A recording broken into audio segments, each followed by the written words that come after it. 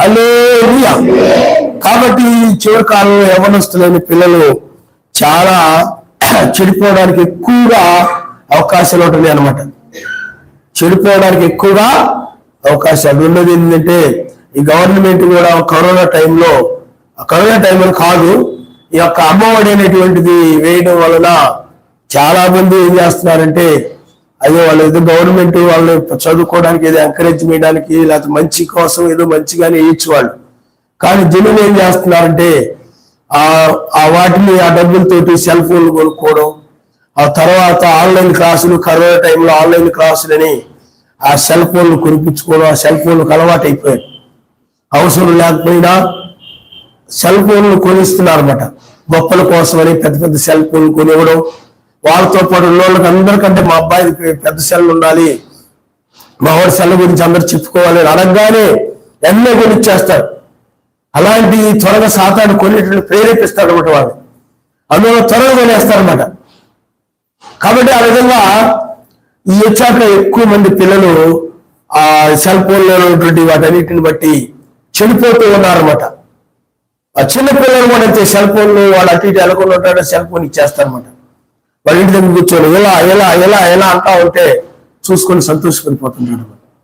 అటు ఇటు కదలకుండా లేకపోతే ఏదైనా పని చేసుకుంటే వచ్చి దగ్గరకు వచ్చి ఇబ్బంది పెడుతుంటారు, లేకపోతే అలా ఎలా ఇబ్బంది పెడుతుంటారో వాడు సెల్ ఫోన్ ఇచ్చేసేవనుకో అయ్యి నొక్కుంటూ కూర్చుంటాడు, వాడికి సెల్ ఫోన్ ఇచ్చేసి పనులు చేసుకునే వాళ్ళు ఉంటారు చాలా మంది. ఆ విధంగా వాడు సెల్ ఫోన్ బానిస అయిపోతాడు, ఎడిట్ అయిపోతాడు. ఎడిట్ అయిపోవడం అంటే అస్తమాను దాని మీదకే మనసు పోతుందంటే దానికి ఎడిట్ అయిపోయినట్టు లెక్క. ఇంకా అస్తమాను సెల్ ఫోన్ మీదకే పోతుంటుంది మనసు. అది ఉందా లేదో చూసుకుంటా ఉంటాడు ప్రతిసారి. అది ఎవరి దగ్గర ఉందా ఏంటా, ఒకవేళ అది దగ్గర లేకపోతే తట్టుకోలేకపోతుంటాడు. ఎవరైనా తీసుకుని దాన్ని వార్తలో తట్టుకోలేకపోతుంటాడు. ఎవరి దగ్గర అయినా ఉన్నా కానీ అది ఆ ఇంట్లో వాళ్ళు ఎవరి దగ్గర ఉన్నా కూడా తట్టుకోలేకపోతుంటారు అనమాట. తన దగ్గరే ఉండాలని అలాగే దానికి బానిస అయిపోతాడు అనమాట. దానికి దాసుడైపోయి ఇంకా వేరే వాళ్ళు తీసుకున్నా కూడా ఒప్పుకోడు, గొడవ పెట్టుకునే లాగేసుకుని దగ్గర పెట్టుకుంటాడు అనమాట. అలాంటి భయంకరమైన స్థితి ఈనాడు పిల్లల్లో మనం చూస్తున్నాం. అయినా వాళ్ళ పాడైపోతున్నా కూడా తల్లిదండ్రులు వాళ్ళు ఇస్తూనే ఉంటున్నారు, కానీ పిల్లలు పాడైపోతున్నారని వాళ్ళు దాచేవాడు కాదు. ఇంతకుముందు ఒక ఆయన అనేవాడు, పిల్లలు వాళ్ళు పాడైపోతున్నారని టీవీని మేము పైన పడేసేవని చెప్పేవాడు. అలాగే ఈ రోజులు అలాగా చేసేవాళ్ళు లేరు. అది ఉంటే గొప్పగా. మా దగ్గర 70,000 రూపాయల టీవీ ఉంది, 1,00,000 రూపాయల టీవీ ఉంది. మా సెల్ ఫోన్ ఎంతో తెలుసా? మా సెల్ ఫోన్ 25,000, 12,000. మా వాళ్ళందరికంటే మా అమ్మ నాకు పెద్దది కొని ఇచ్చింది, పెద్ద సెల్ కొని ఇచ్చింది. మా అమ్మకి నేను ఎంతో ఇష్టం. ఇవన్నీ పిల్లలు ఆ విధంగా మాట్లాడడం మనం చూస్తూ ఉంటాం అనమాట. కాబట్టి పిల్లారా, అది ఎందుకంటే ఈనాడు పాపాన్ని నేర్పేటువంటి పాఠశాలలు, ఆ సినిమా హాల్లో అయితే అవి మెల్లగా సినిమాలు ఆ పాపాన్ని నేర్పే వాటికి నువ్వు అక్కడికి వెళ్ళాల్సి వచ్చేది. నీకు అదేవిధంగా అక్కడికి వెళ్ళాల్సి వచ్చేది. అంటే సినిమా హాల్కి వెళ్తేనే కానీ ఆ పాపాన్ని నువ్వు హాల్లో చూసి పాపాన్ని నేర్చుకునేవాడు హాల్లో. కానీ ఏమైపోయిందంటే ఇప్పుడు గవర్నమెంట్ కూడా ఈ యొక్క పథకాలు ఏమైనా ఉన్నాయనుకోండి, ఇంతకుముందు ఎంఆర్ఓ ఆఫీస్ దగ్గరికి, కలెక్టర్ ఆఫీస్ దగ్గరికి వెళ్ళేవాళ్ళు ఏదైనా పనులు కావాలంటే. కానీ ఇప్పుడు ఏమొస్తుంది, అధికారులే ప్రజల దగ్గరికి వచ్చేస్తున్నారు. అలాగే ప్రజల దగ్గరికి వచ్చినట్టుగానే ఈ పాపాన్ని నేర్పే పాఠశాల ఇంట్లోకి వచ్చేసింది. టీవీ రూపంలో చక్కగా భోజనాలు చేస్తూ కూర్చొని టీవీ పెట్టుకొని చక్కగా చూసుకుంటూ, అదేగా అవన్నీ కూడా ఎలా దొంగతనాలు చేయాలి, ఎలా మోసాలు చేయాలి, ఎలాగా అబద్ధాలు ఆడాలి, ఎలాగ అన్యాయాలు చేయాలి, ఎలాగ చంపాలి, ఇవన్నీ కూడా నేర్పుతారు. ఎలా స్టైల్ గా ఉండాలి, ఎలా జుట్లు, సెల్ ఫోన్లు వచ్చాక ఇంకా చేతిలోకి వచ్చేసింది. ఇంకా పాపం కూడా వచ్చేది, నువ్వు ఎక్కడికి వెళ్తే అక్కడికే పాపాన్ని నువ్వు ఎక్కడైనా కూర్చొని నేర్చుకోవచ్చు. ఇప్పుడైతే ఇంట్లో ఆ టీవీ అనుకోండి అందరు చూస్తారు, అవునా, అందరూ తెలిసిపోతాయి. అది ఇప్పుడు అనుకోండి పాపాన్ని చక్కగా కుర్చీలో కూర్చొని ఎవరు చూడకుండా చూడొచ్చు, లేకపోతే ఎక్కడ గోడ మీద కూర్చొని చూసుకోవచ్చు. ఇంకోటి సంబంధం లేకుండా టీవీ అనుకోండి అందరికి సంబంధించి ఉండేది. అక్కడ పాపాన్ని అందరూ నేర్చుకునేవారు. కానీ ఇప్పుడు సెల్ ఫోన్ వచ్చిన తర్వాత వాళ్ళకి అమ్మకు ఒక సెల్, వాళ్ళ అబ్బాయికి ఒక సెల్, వాళ్ళ అమ్మాయికి ఒక సెల్, పెద్దడికి ఒక సెల్, లేకపోతే చిన్నడికి ఒక సెల్లో, లేకపోతే వాళ్ళ భర్తకు ఒక సెల్లో, భార్యకు ఒక సెల్లో, వాళ్ళకి అమ్మ నాన్నకు ఒక సెల్లో, ఇలాగ ఇంట్లో ప్రతి ఒక్కరు కూడా ఒక్కొక్క సెల్ అనమాట. అందుకని ఎవరికి వాళ్ళే చక్కగా చూసుకుంటూ అలా విధంగా చెడిపోతున్నారు అనమాట. బాగా పాపాన్ని నేర్చుకుంటున్నారు అనమాట. బాగా లోకంలోకి జారిపోయి లోకంలో పడిపోయి ఆత్మీయంగా నాశనం అయిపోతున్నారు అనమాట. అందుకని పిల్లారా, ఈరోజు చాలా మంది ఆ విధంగా చెడిపోవడానికి కారణము. అందుకే పూర్వకాలంలో మా చిన్నతనంలో ఎవరో ఒకరో ఇద్దరు ఉండేవారు. తాగేవాళ్ళు కానీ దురలవాట్లు ఉండేవాళ్ళు కానీ ఒకరో ఇద్దరు ఉండేవారు. అదేనా ఊరు బయట ఎక్కడో తాగి వచ్చేసి ఉండి ఒకరో ఇద్దరు, నాకు తెలిసినట్టు మా ఊర్లో ఒకరో ఇద్దరు ఉండేవారు. మా ఇంటి ముందు ఉండేవారు ఒకరో ఇద్దరు. తర్వాత ఎక్కడ ఉండేవారు. ఆ తర్వాత ఇప్పుడు చూసినట్లయితే ఎక్కడ చూసినా వాళ్ళే. మంచోడు కనపట్టలేదు. వీడికి అలవాటు లేదు అని చెప్పడానికి లేదు, వీడికి అలవాటు లేదు అని చెప్పడానికి ప్రతి ఒక్కరు తాగేస్తున్నారు. ప్రతి ఒక్కరు కూడా ఏదో ఫంక్షన్ చేసుకోవడం, పుట్టినరోజు అని చెప్పుకోవడం, పిల్లల్ని తీసుకొచ్చేసి కుర్రోళ్ళందరూ ఇంటికి తీసుకొచ్చేయడం. వాళ్ళ అమ్మ చేత ఈ పుట్టినరోజు కదా, వాళ్ళ అమ్మ కూడా చెప్పదు. ఏంటి పనికి వాళ్ళందరూ నీకు ఫ్రెండ్స్ ఏంటిరా, వీళ్ళకి నేను ఇంటి పెట్టడం ఏంటి, నీ పుట్టినరోజు ఏంటి, నీ పనికి వాళ్ళందరూ తీసుకొచ్చావేంటి అందో. వాళ్ళందరూ తీసుకొచ్చేస్తారు ఇంట్లోకి. పుట్టినరోజు అవి బిర్యానీలు, జాయింట్లు, చికెన్లు, అన్నీ వండి పెట్టేస్తారు అనమాట వాళ్ళందరికీ. ఆమెకు బుద్ధి లేదు. ముందు ఆమె బుద్ధి ఉన్నట్టయితే ఇదేంటి అన్ని పిల్లలతో నీకు సమాసాలు ఏంట్రా, వాళ్ళని తీసుకురావడం ఏంట్రా, నువ్వు మరేంటి వాళ్ళేంటి, అవిశ్వాసంతో ఉద్యోగులుగా ఉండకూడదని బైబిల్ చెప్తుంది కదా, నువ్వు గుడ్డితనంలో ఉన్నావు, వ్యత్యాసం తెలియకుండా ఉన్నావు, ఏంట్రా అదేనా అని చెప్పరు. పోనీ ఇప్పుడు నేను చెప్పాను అనుకోండి, ఇది చెప్పామనుకోండి, రేపు ఏం చేస్తారు తెలుసా? రేపు మళ్ళీ మామూలుగా ఫ్రెండ్స్ వాళ్ళందరూ తీసుకొస్తారు, వండి పెడుతుంది. పాస్టర్ గారికి చెప్పకండి, పాస్టర్ గారికి తెలియకండి, పోయినసారి తెలిసేటప్పటికే చిచ్చిలో చెప్పాడు మనం మారాలని. మనం మారుతామా? మనం మారం కదా. కాబట్టి ఈసారి ఎవరికి చెప్పకుండా, ఎందుకంటే పాస్టర్ గారికి చెప్పేస్తారు. మన బంధువులు కూడా ఎవరు చెప్పదు నీ పుట్టినరోజుని ఈరోజు చేసుకుంటున్నావు అని. అయ్యి నీ ఫ్రెండ్స్ మాత్రం తీసుకొచ్చాయి, ఉండేస్తాను, అది పెట్టేసి వెళ్ళకుండా పంపించాయి. ఆ విధంగా చేస్తాను. మారం నీకు అర్థమైందా? మారకుండా ఏం చేస్తాను చెప్పండి, ఈ తెలివితేటలో ఉపయోగిస్తారనమాట. ఆ విధంగా లోక స్నేహాలు చేసినప్పుడు తప్పని చెప్పకపోతే రేపటి దినాన వారు తప్పు చేయకపోయినా, పొరపాటు చేయకపోయినా, వాళ్ళు స్నేహితులైన వాళ్ళు లోకస్తులు కాబట్టి వాళ్ళు మంచిగా ఉండొచ్చు, కానీ సాతాను వాళ్ళు ఉపయోగించుకోవడానికి అవకాశం ఉందన్నమాట. అందువల్ల వాళ్ళని బట్టి ఈ పిల్లలు కూడా ఏమైపోతారంటే ఆ విధంగా దొరికిపోతారు. ఆ పిల్లలు చెప్పేస్తారు వీడు కూడా మా ఫ్రెండ్ అని, అప్పుడు అతడు కూడా తీసుకుపోతారు. అందువల్ల మీరు జాగ్రత్తగా ఉండాలని యవ్వనస్తులైన పిల్లలకి చెప్తున్నారు అనమాట. ఆయన నామరిస్తాం. హల్లెలూయా, హల్లెలూయా. అందుకని సెల్ ఫోన్ కనుక ఇంట్లో ఉంటే దాన్ని ఉపయోగించుకునే రీతిగా ఉపయోగించుకోవాలి.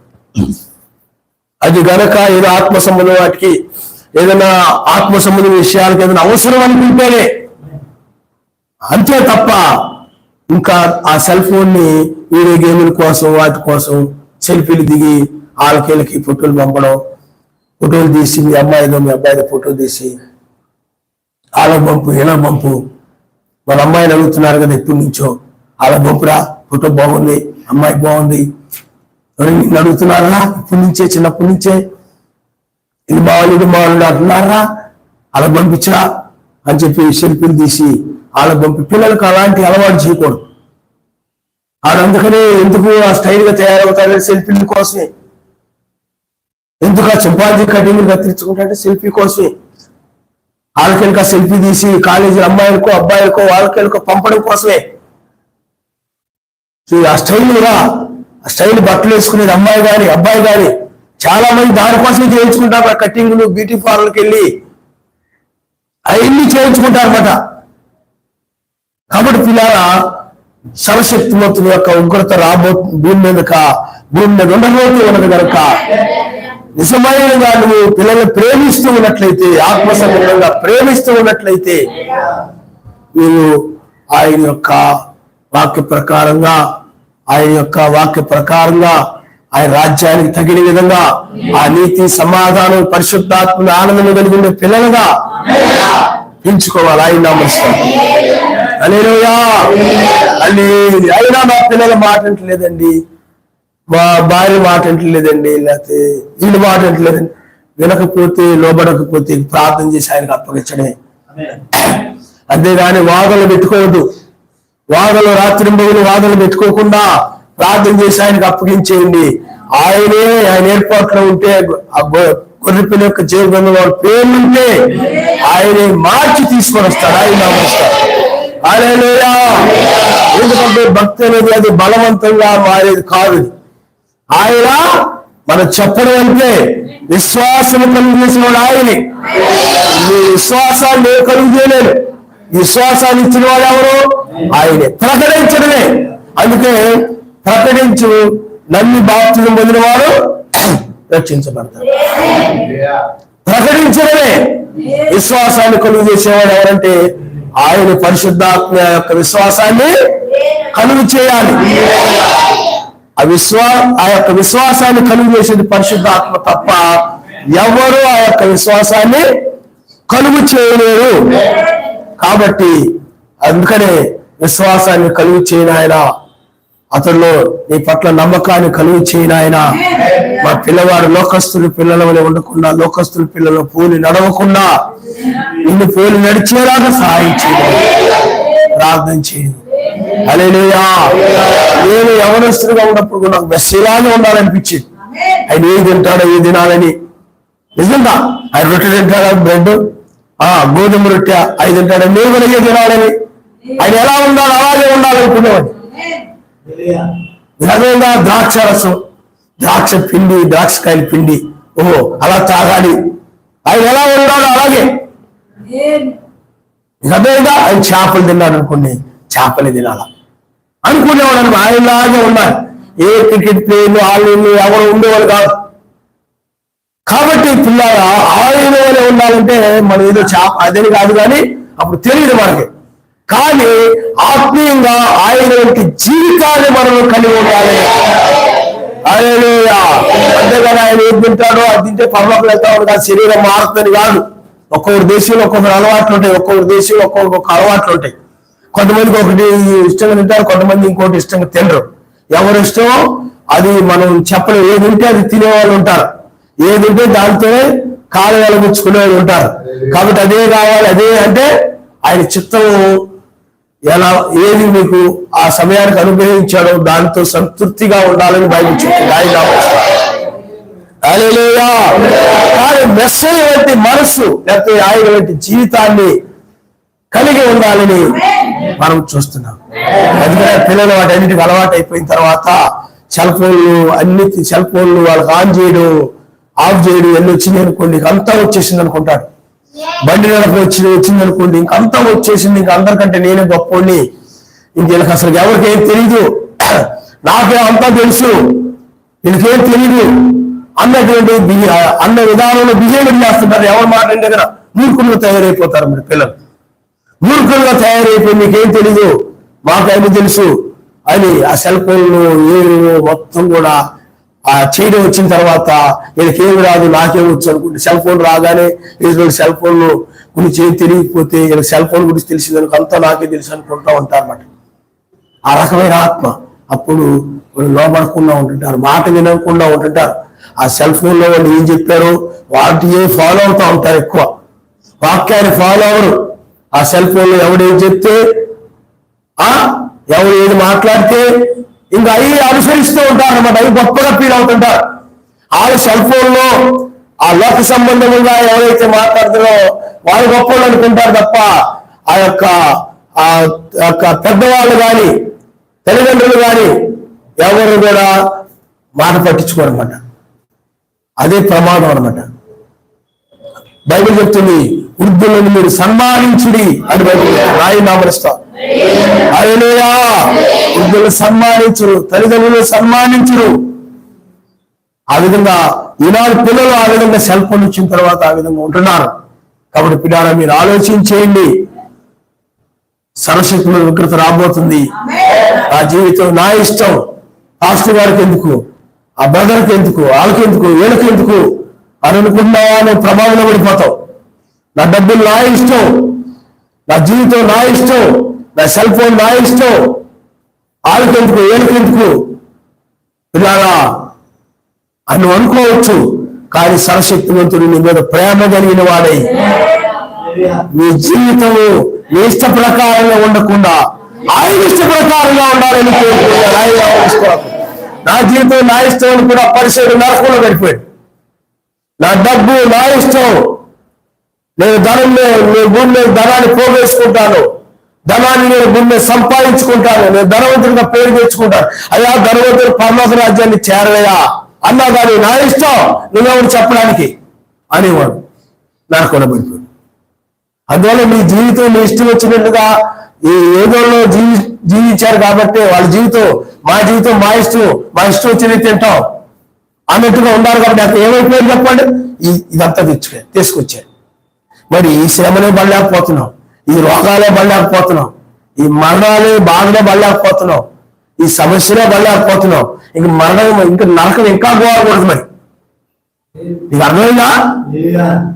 ఏమండి వీటిని తప్పించమని ప్రార్థన చేస్తున్నావు, కానీ ఇక్కడ ఆయన తప్పించడానికి అవకాశం ఉంది. నరకంలో పడి ప్రార్థన చేస్తే అది ఇంకా ఘోరం ఉన్నప్పుడు నువ్వు ప్రార్థన చేసినట్టు తప్పించడానికి అవకాశం లేదు అక్కడ. అదేగా ఒక ఎవరంట కూర్చొని రేగు పండు తిన్నాడంట, పక్కన పేడ ఉందంట. ఎవరో పక్కన పేడ ఉంది, పక్కన నువ్వు అడుగు మీద కూర్చొని తిన్నావు, ఇంట్లోకి వెళ్ళి తినొచ్చు కదంటే నీకెందుకు పేడ అద్దుకొని తింటా అన్నాడు. అందుకు మనం ఏం చెప్పగలవా మూర్ఖుడికి? అదేగా మూర్ఖుడికి ఏమి అలాంటి మూర్ఖం సమాధానం ఇచ్చేవాళ్ళు ఉంటారు కొంతమంది. మూర్ఖంగా జవాబు ఇచ్చి చాలా తెలియని వాళ్ళు అనుకుంటారు, కానీ ప్రమాదంలో పడిపోతారు. కాబట్టి పిల్లారా, అందువల్ల మీరు ఆలోచన చేయండి. సర్వశక్తిమంతుని యొక్క ఉగ్రత భూమి మీద ఉండబోతా ఉంది. ఇలాగ మాట్లాడే వాళ్ళని నాశనం చేయడానికే. ఇలాగ లోపడకుండా నా ఇష్టం వచ్చిన నేను నడుస్తాను, నా ఇష్టం వచ్చినట్టు నేను జీవిస్తాను, నా ఇష్టం వచ్చిన స్టైల్లో నేను ఉంటాను, నా ఇష్టం నేను గొర్రెల్లో కటింగ్ కత్తిరించుకుంటాను, సింపాజీ కటింగ్ కత్తిరించుకున్నాను, కోడి పుంజు జుట్టు కత్తిరించుకుంటాను, లేకపోతే నేను పెన్సిల్ కటింగ్లు ప్యాంట్లు వేసుకుంటాను, లేకపోతే చిరిగిపోయిన జీన్స్ ప్యాంట్లు వేసుకుంటాను, ఎలుకలు గురిపేసి వేసుకుంటాను, మట్టి అయిపోయిన ప్యాంట్లు వేసుకుంటాను, అదొక స్టైలు. నేను ఏం వేసుకుంటాను, ఎందుకు పాస్టర్ గారికి ఎందుకు? అలాగే అమ్మాయిలు కూడా నేను ఏం పడితే వేసుకుంటాను మీకెందుకు? మీరు అనుకోవచ్చు, మీరేదో ఆడుకుంటాను. అందరూ ఆడలేదేంటి? మాతో చదువుకున్న కాలేజీలు అందరూ స్కూల్లో పిల్లలు చేయట్లేదేంటి? చాలా తల్లిదండ్రులు కూడా సమర్పించే వాళ్ళు ఉంటారు చాలా మంది. అమ్మా మీ అబ్బాయి వీడియో గేమ్లు ఆడుతున్నాడు అనుకోండి, మావాడు ఒక్కడే ఆడుతున్నాడా? మావాడు ఒక్కడే తప్పు చేస్తాడు. ఊళ్ళో లోపల బోల్ మంది చేయట్లేదా? పక్కోళ్ళతో వంతులు పెట్టుకునే వాళ్ళు ఉంటారు చాలా మంది. పక్కోళ్ళతో వంతులు పెట్టుకునే వాళ్ళు ఎప్పుడు ప్రమాదంలో పడిపోతారు. అర్థమైందా? ప్రార్థన టైం రావడం వాళ్ళు వస్తున్నారా? పక్క వాళ్ళ మీదే మాట్లాడుతున్నారు అన్నమాట. ఎప్పుడు చూసిన బైబిల్లో ఉంది, వాళ్ళని మాదిరిగా వాళ్ళతో వంతు పెట్టుకొని లేదు బైబిల్లో. పూర్వకాలము సహించినటువంటి ప్రవక్తలను మీరు మాదిరిగా పెట్టుకున్నది. హల్లెలూయా, హల్లెలూయా. వాళ్ళ మీద వీళ్ళ మీద వంతు పెట్టుకున్న వాళ్ళు వస్తున్నారా? వాళ్ళు రాకపోతే ఏమంటలేదు, ఆయన రాకపోతే అంటే ఏంటి? వంతు పెట్టుకోడు, వాళ్ళు రాకపోతే నేను మానేయడు, ఇలా వంతులు పెట్టుకొని వాళ్ళు ప్రార్థన చేసుకోకపోతే పరలోక రాజ్యం నువ్వు రావా? వంతు పెట్టుకొని నువ్వు నరకానికి వెళ్ళిపోతావా? ఇలాగో ప్రతి దాన్ని కూడా వంతులు పెట్టుకునేటువంటి స్వభావం కలిగి ఉంటారు. అలాగా యవనస్తులైన పిల్లలు కూడా ఆ విధంగా వంతులు పెట్టుకుంటుంటారు. కాబట్టి పిల్లల చాలా భయంకరమైన ప్రమాదం భూమి మీదకి రాబోతూ ఉన్నది. హల్లెలూయా, హల్లెలూయా. అందుకనే అపోస్తలుగా 7 సంఘకాలంలో ఆ దూతలందరూ కూడా వారు ఆ యొక్క 2000 క్రితం జరిగిన మెస్సీ యొక్క మొదటి రాకడ గురించి బోధించారు. అలాగే రెండవసారి ఆయన రాబోతున్నాడని బోధించారు. కానీ ఇప్పుడైతే ఆయన రంగం మీదకు వచ్చాడు. ఉగ్రత రాబోతుందని ఆ కాలంలో ఎలాగైతే ముందుగా తెలియజేసి నోకాలం ఎలాగైతే తెలియజేసి తప్పించాడో ఇప్పుడు కూడా ఆయన తప్పించుటకు వచ్చాడు. అదే వర్తమానం మనం తర్వాత మనం చూద్దాం. కాబట్టి పిల్లారా ఇక్కడ చూడండి, న్యాయ విధులను చెరుపుటకై దుష్టుడు ఒడిలో నుండి లంచము పుచ్చుకొనును. న్యాయ విధులను చెరుపుటకై చూడండి, లంచాన్ని తీసుకొని న్యాయాన్ని అన్యాయమని, అన్యాయాన్ని న్యాయమని ఈ విధంగా న్యాయ విధులని చెరిపివేసేటువంటి దుష్టులు ఉంటారు. అంటే వీళ్ళు లంచము తీసుకునేటువంటి వారు. మనము ఆ యొక్క యెజెబెలు కాలంలో కూడా మనం చూస్తుంటాం. రాజుని నాబోతు దూషించలేదు, కానీ దూషించినట్లుగా ఒక అన్యాయమైనటువంటి నింద నాబోతు మీద మోపి రాజును దూషించినట్లుగా రాజుతో పెట్టి ఏం చేశారు చెప్పండి? చంపేశారు.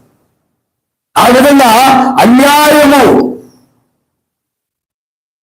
చూడండి, న్యాయ విధులను చెరుపుటకై.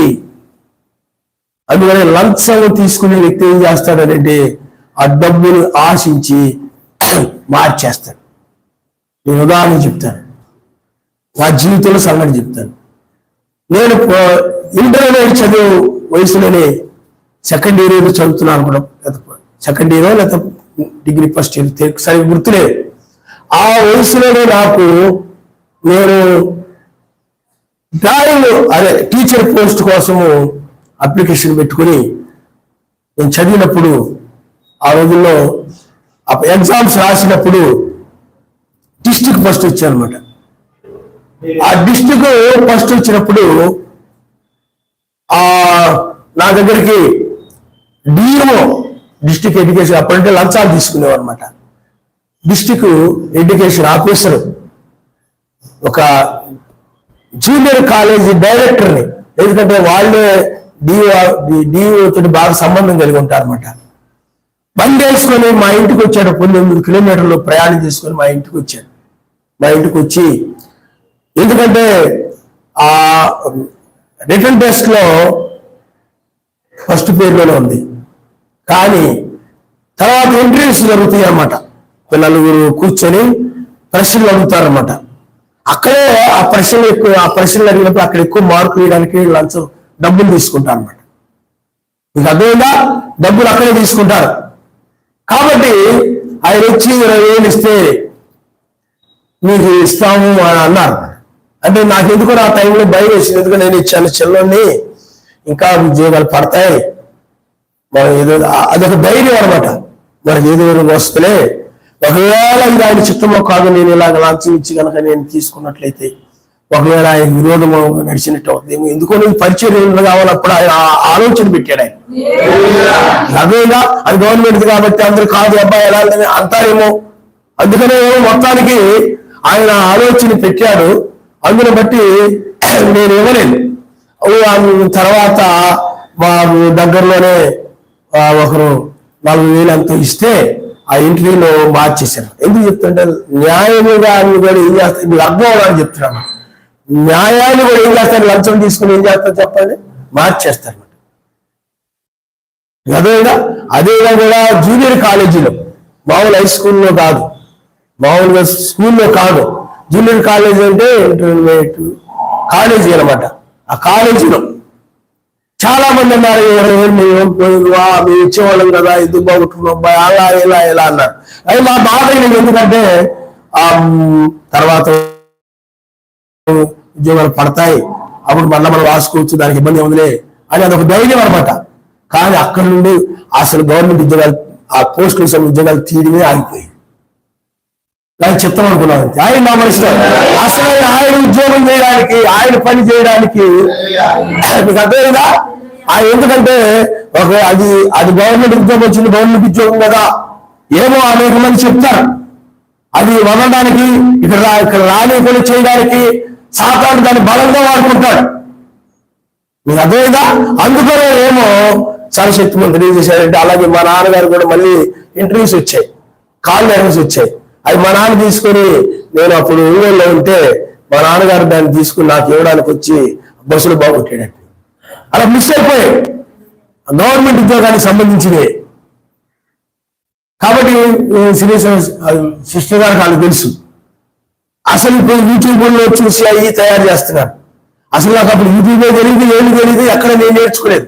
బైబిల్కి సంబంధించినవి, దానియేలు గ్రంథంలో లేకపోతే బైబిల్కి సంబంధించినవి అలాంటి డ్రామాలు వేస్తే అవన్నీ చేస్తూ ఉన్నారు అనమాట. ఎక్కడెక్కడో చూడాలనుకునేవారు వాటిని వచ్చి. నాకు తెలియదు.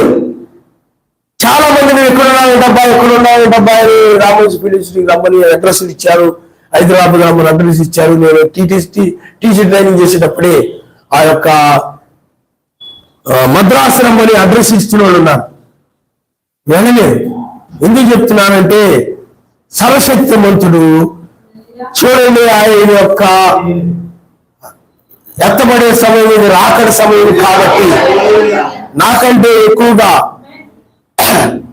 లోకంలో దేన్ని కూడా ప్రేమించకుండా వాటన్నిటిని కూడా విడిచి నా కోసము నిలబడ్డాడు. నువ్వు కూడా అలాగే నిలబడని వధువుకి ఒక మెసేజ్ ఇవ్వడానికి ఆయన స్తోత్రం. అందుకనే వర్తమానికుడు భిన్నంగా అంటారు. వర్తమానికుడు స్వరము ఒకటే అన్నాడు అన్నమాట. వర్తమానికుడు వేరు కాదు, వర్తమానం వేరు కాదు. వర్తమానికుడు వర్తమానము ఒక్కటే. చాలా మంది భిన్నంగా సంఘాల బోధనలు బోధించే వాళ్ళు ఉండొచ్చు. కానీ ఇప్పుడు మోసే ఉండాలి చూడండి, ఐగుప్తు నుండి బయటకు వచ్చి ఐగుప్తు దేశంలో ఐగుప్తులో ఉన్నటువంటి ఇశ్రాయేలును బయటకు పిలిచాడు ఆయన. ఇప్పుడు కూడా అలాగే లోకం నుండి ఆయన బయట పిలిచే సమయం కాబట్టి అది కూడా చాలా సార్లు చెప్తుంటాను. ఆ పరిచర్యకి ఆ ప్రణాళిక ఆయనకు ఉన్నది, నా మీద ఆ ప్రణాళిక కలిగి ఉండాలి. కాబట్టి నేను ఏదో ఇలాగ ఉండాలి, కానీ నేను మిగతా వాళ్ళలాగైతే ఏదో లోకరీతిగా ప్రణాళిక నా మీద లేదనుకోండి, లోకరీతిగా అనుకోండి, ఇలాంటి వాటికంటే ఇంకా గొప్ప వాటిలో ఉండేవాడిని, కారులో ఉండేవాడిని, ఫ్లైట్లో తిరిగేవాడిని. నాకు తెలుసు అదేగా ఉన్నతమైన వాటిలో ఉండేవాడిని, విదేశాల్లో కూడా ఉండేవాడిని. ఆయన గమనిస్తారు. అదే లేదా డైనోసార్ ఒకటి తయారు చేశారనమాట. చేసినప్పుడు జర్మనీ వాళ్ళు చూశారు. వాళ్ళు అన్నారు, అప్పుడు నాకు ఇంగ్లీష్ అర్థం కాలేదు, పక్కా అర్థమైంది, నాకు పెద్దగా ఇంగ్లీష్ అంతగా తెలియదు. వాళ్ళు జర్మనీ రమ్మని అడిగారు అనమాట. వాళ్ళు జర్మనీ, నేను ఏం మాట్లాడ తెలియక అలా ఉన్నాను. తర్వాత ఆవిడ అన్నారు, జర్మనీ రమ్మని అడుగుతున్నారు వాళ్ళు, ఏదో చెప్పాలి కదా అన్నాడు. ఏమో సమయంలో నాకు ఆయన అర్థం కాకుండా చేశాడు. ఎందుకు చెప్తున్నానంటే ఇవన్నీ ఇది గొప్పగా, ఇది గొప్పగా పాస్టర్ గారు అని అనుకోవాలని కాదు, ఆ పేరు కోసం కాదు. కానీ పిల్లారా, ఈ చివరి కాలంలో ఈ వర్తమానము అందరికంటే అన్నిటికంటే ఆయన ఎక్కువగా ప్రేమించేటువంటి కాలం. అందుకనే ఆ తలరాయి, ఆ ప్రేమను ఆయనే కాబట్టి, ఆ తలరాయి ముఖ్యమైనది కాబట్టి ఆయన ఎక్కువగా ప్రేమించేటువంటి కాలం ఇది. అన్నిటికంటే లోకం కంటే అందరికంటే అందరిని ప్రేమించవచ్చు కావట్లేదు, కానీ అందరికంటే ఎక్కువగా ఆయన ప్రేమించేవారు మాత్రమే పై కొనిపబడతారు ఆయన. ఎందుకంటే ఆయన కూడా అందరికంటే నిన్ను ఎక్కువగా ప్రేమించాడు. ప్రతిశాఖ సంఘాల కంటే, లోకంలో ఉన్న వారి కంటే, నూతన సంఘం, బాప్టిస్ట్ సంఘం, పెంతెకోస్తు సంఘం, బైబిల్ మిషన్ అనేక సంఘాలు ఉన్నాయి. ఆ సంఘాల్లో అనేక మంది ఉన్నారు. వాళ్ళందరికంటే కూడా ఎక్కువగా నిన్ను ఆయన ప్రేమించాడు. అందువల్ల నేను కూడా అందరికంటే ఆయన ఎక్కువగా అందుకనే అది గొప్ప జంట అన్నమాట. ఆయన వధువు, ఆయన గొప్ప జంట. ఎలాగో గొప్ప జంట అంటే ఇద్దరు కూడా అందరికంటే ఎక్కువగా ఆయన ప్రేమించలేని జంట. ఇద్దరు కూడా చూడండి, ఆయన అందరికంటే ఎక్కువగా నేను ప్రేమించాడు, మీ దగ్గరకు వచ్చాను. ఇప్పుడు నువ్వు కూడా అందరికంటే ఆయన ఎక్కువగా ప్రేమిస్తున్నాడు, ఆయన దగ్గరికి వస్తాం. ఎక్కడికో అర్థమైంది. అది ఆయన యొక్క ప్రేమ, అది ఆయన యొక్క కృప. కాబట్టి లోకంలో మన జీవితాలు ఎన్నో అన్యాయాలు జరుగుతూ ఉంటాయి, లంచాలు తీసుకుని ఎన్నో ఉంటాయి, కానీ అవన్నీ కూడా మన మేలు కొరకే. అవన్నీ కూడా మేలు కొరకే. అప్పుడు కూడా నాకు బాధ వేయలేదు, ఇప్పుడు కూడా బాధ వేయట్లేదు. సమస్తము మన వేరు కొరకే సమకూడి జరుగుతూ ఉంటాయి. ఆయన నామమునిస్తారు. హల్లెలూయా. కాబట్టి జ్ఞాన వివేకము గలవాని ఎదుటే ఉన్నది. జ్ఞానము వివేకము గలవాని ఎదుటినే ఉన్నది. బుద్ధిహీనుని కన్నులు బూదిగంతములో ఉండును. జ్ఞానము వివేకము గల, అందుకనే ఈనాడు కావలసిన జ్ఞానం ఏమిటంటే, పిల్లారా, లోకంలో పెద్ద పెద్ద వాటిని కనుగొని పెద్ద పెద్ద జ్ఞానం కలిగి ఉండి పెద్ద పెద్ద అవార్డులు రివార్డులు పొందడం, లేకపోతే పెద్ద పెద్ద జ్ఞానం కలిగిన లోకరీతి జ్ఞానం కలిగిన వాళ్ళ పుస్తకాలు రాస్తే పిల్లలు వాటిని బట్టి బట్టి బట్టి బట్టి బట్టి అరిస్టాటిల్ ఇలా, ప్లేటో ఇలాగా, ఆడిలాగా, అప్పుడు పుట్టాడు, ఇప్పుడు పుట్టాడు, అప్పుడు తెచ్చాడు, ఈ విషయాలన్నీ కూడా చదివేసి ఈ జ్ఞానంతో కలిగి ఉంటారు. ఈ జ్ఞానం ఏమి నేను పరలోకానికి చాలు. లోకంలో నేను అది గొప్ప పేరు ఇవ్వచ్చు, లేకపోతే నేను ప్రధానమంత్రి దగ్గర తీసుకెళ్ళొచ్చు, లేకపోతే వాళ్ళ దగ్గర నీకు అవార్డు ఇచ్చేలాగా చేయొచ్చు, చేయొచ్చు. నీ గురించి పత్రికల్లో రాయొచ్చు, టీవీలో చెప్పొచ్చు, ఏమి చెప్పొచ్చు. కానీ ఆయన పరలోకరావు. కారణం ఎందుకంటే ఈ లోక జ్ఞానము ఆయన వెర్రితనముగా చేశాడని బైబిల్. హల్లెలూయా.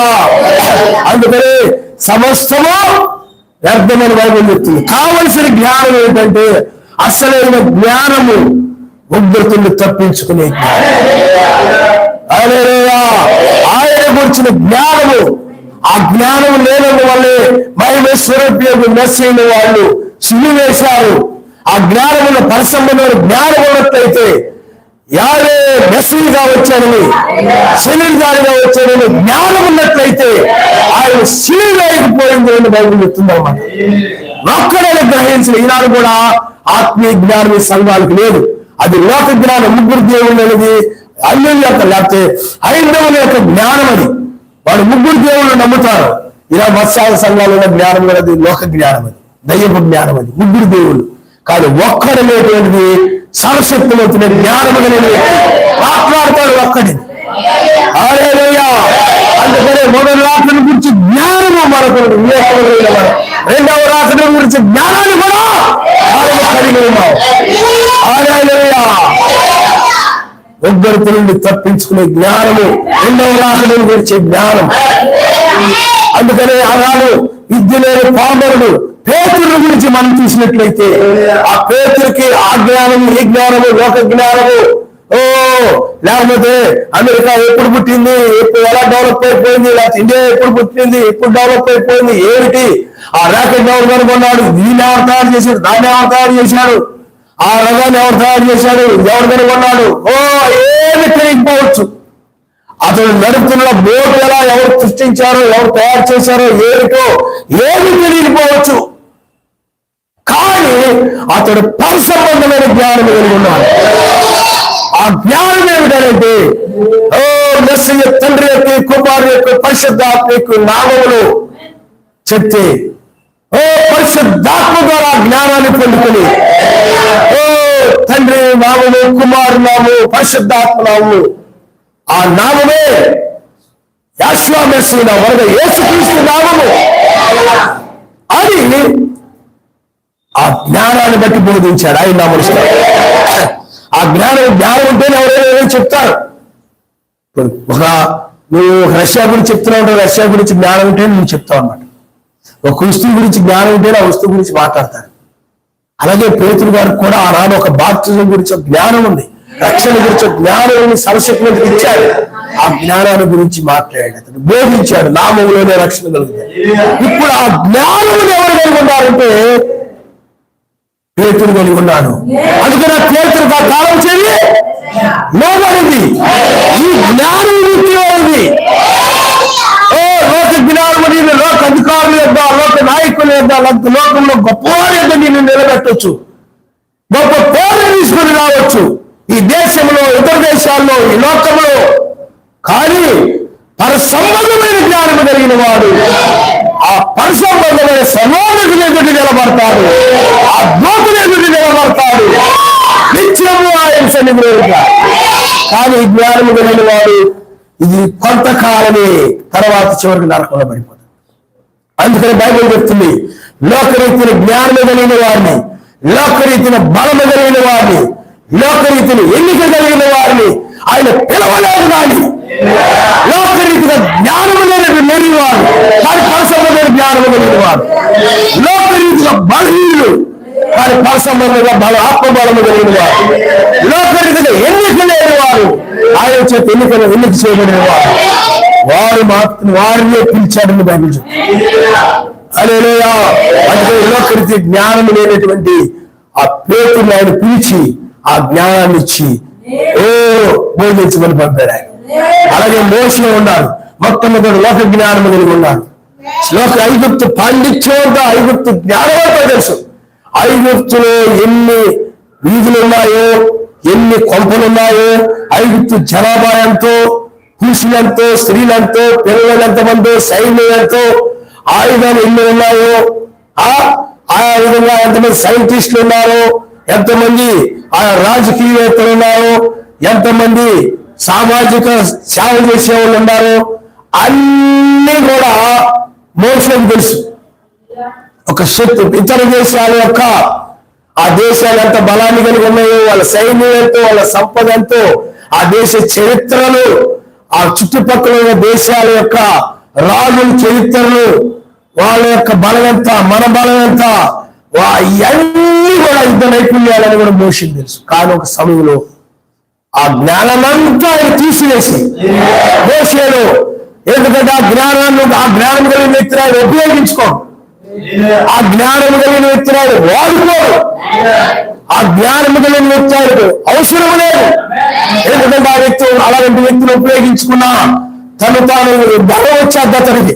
నా జ్ఞానం వల్ల, నా తెలివితేటలు, కరెక్ట్ వ్యక్తిని అవడం వల్ల ఇది నేను చేశాను, ఇది నా వల్ల ఇది నేను ఇచ్చాను, ఇది నేను చేశాను అని అతనికి గర్వం వచ్చేస్తాయి.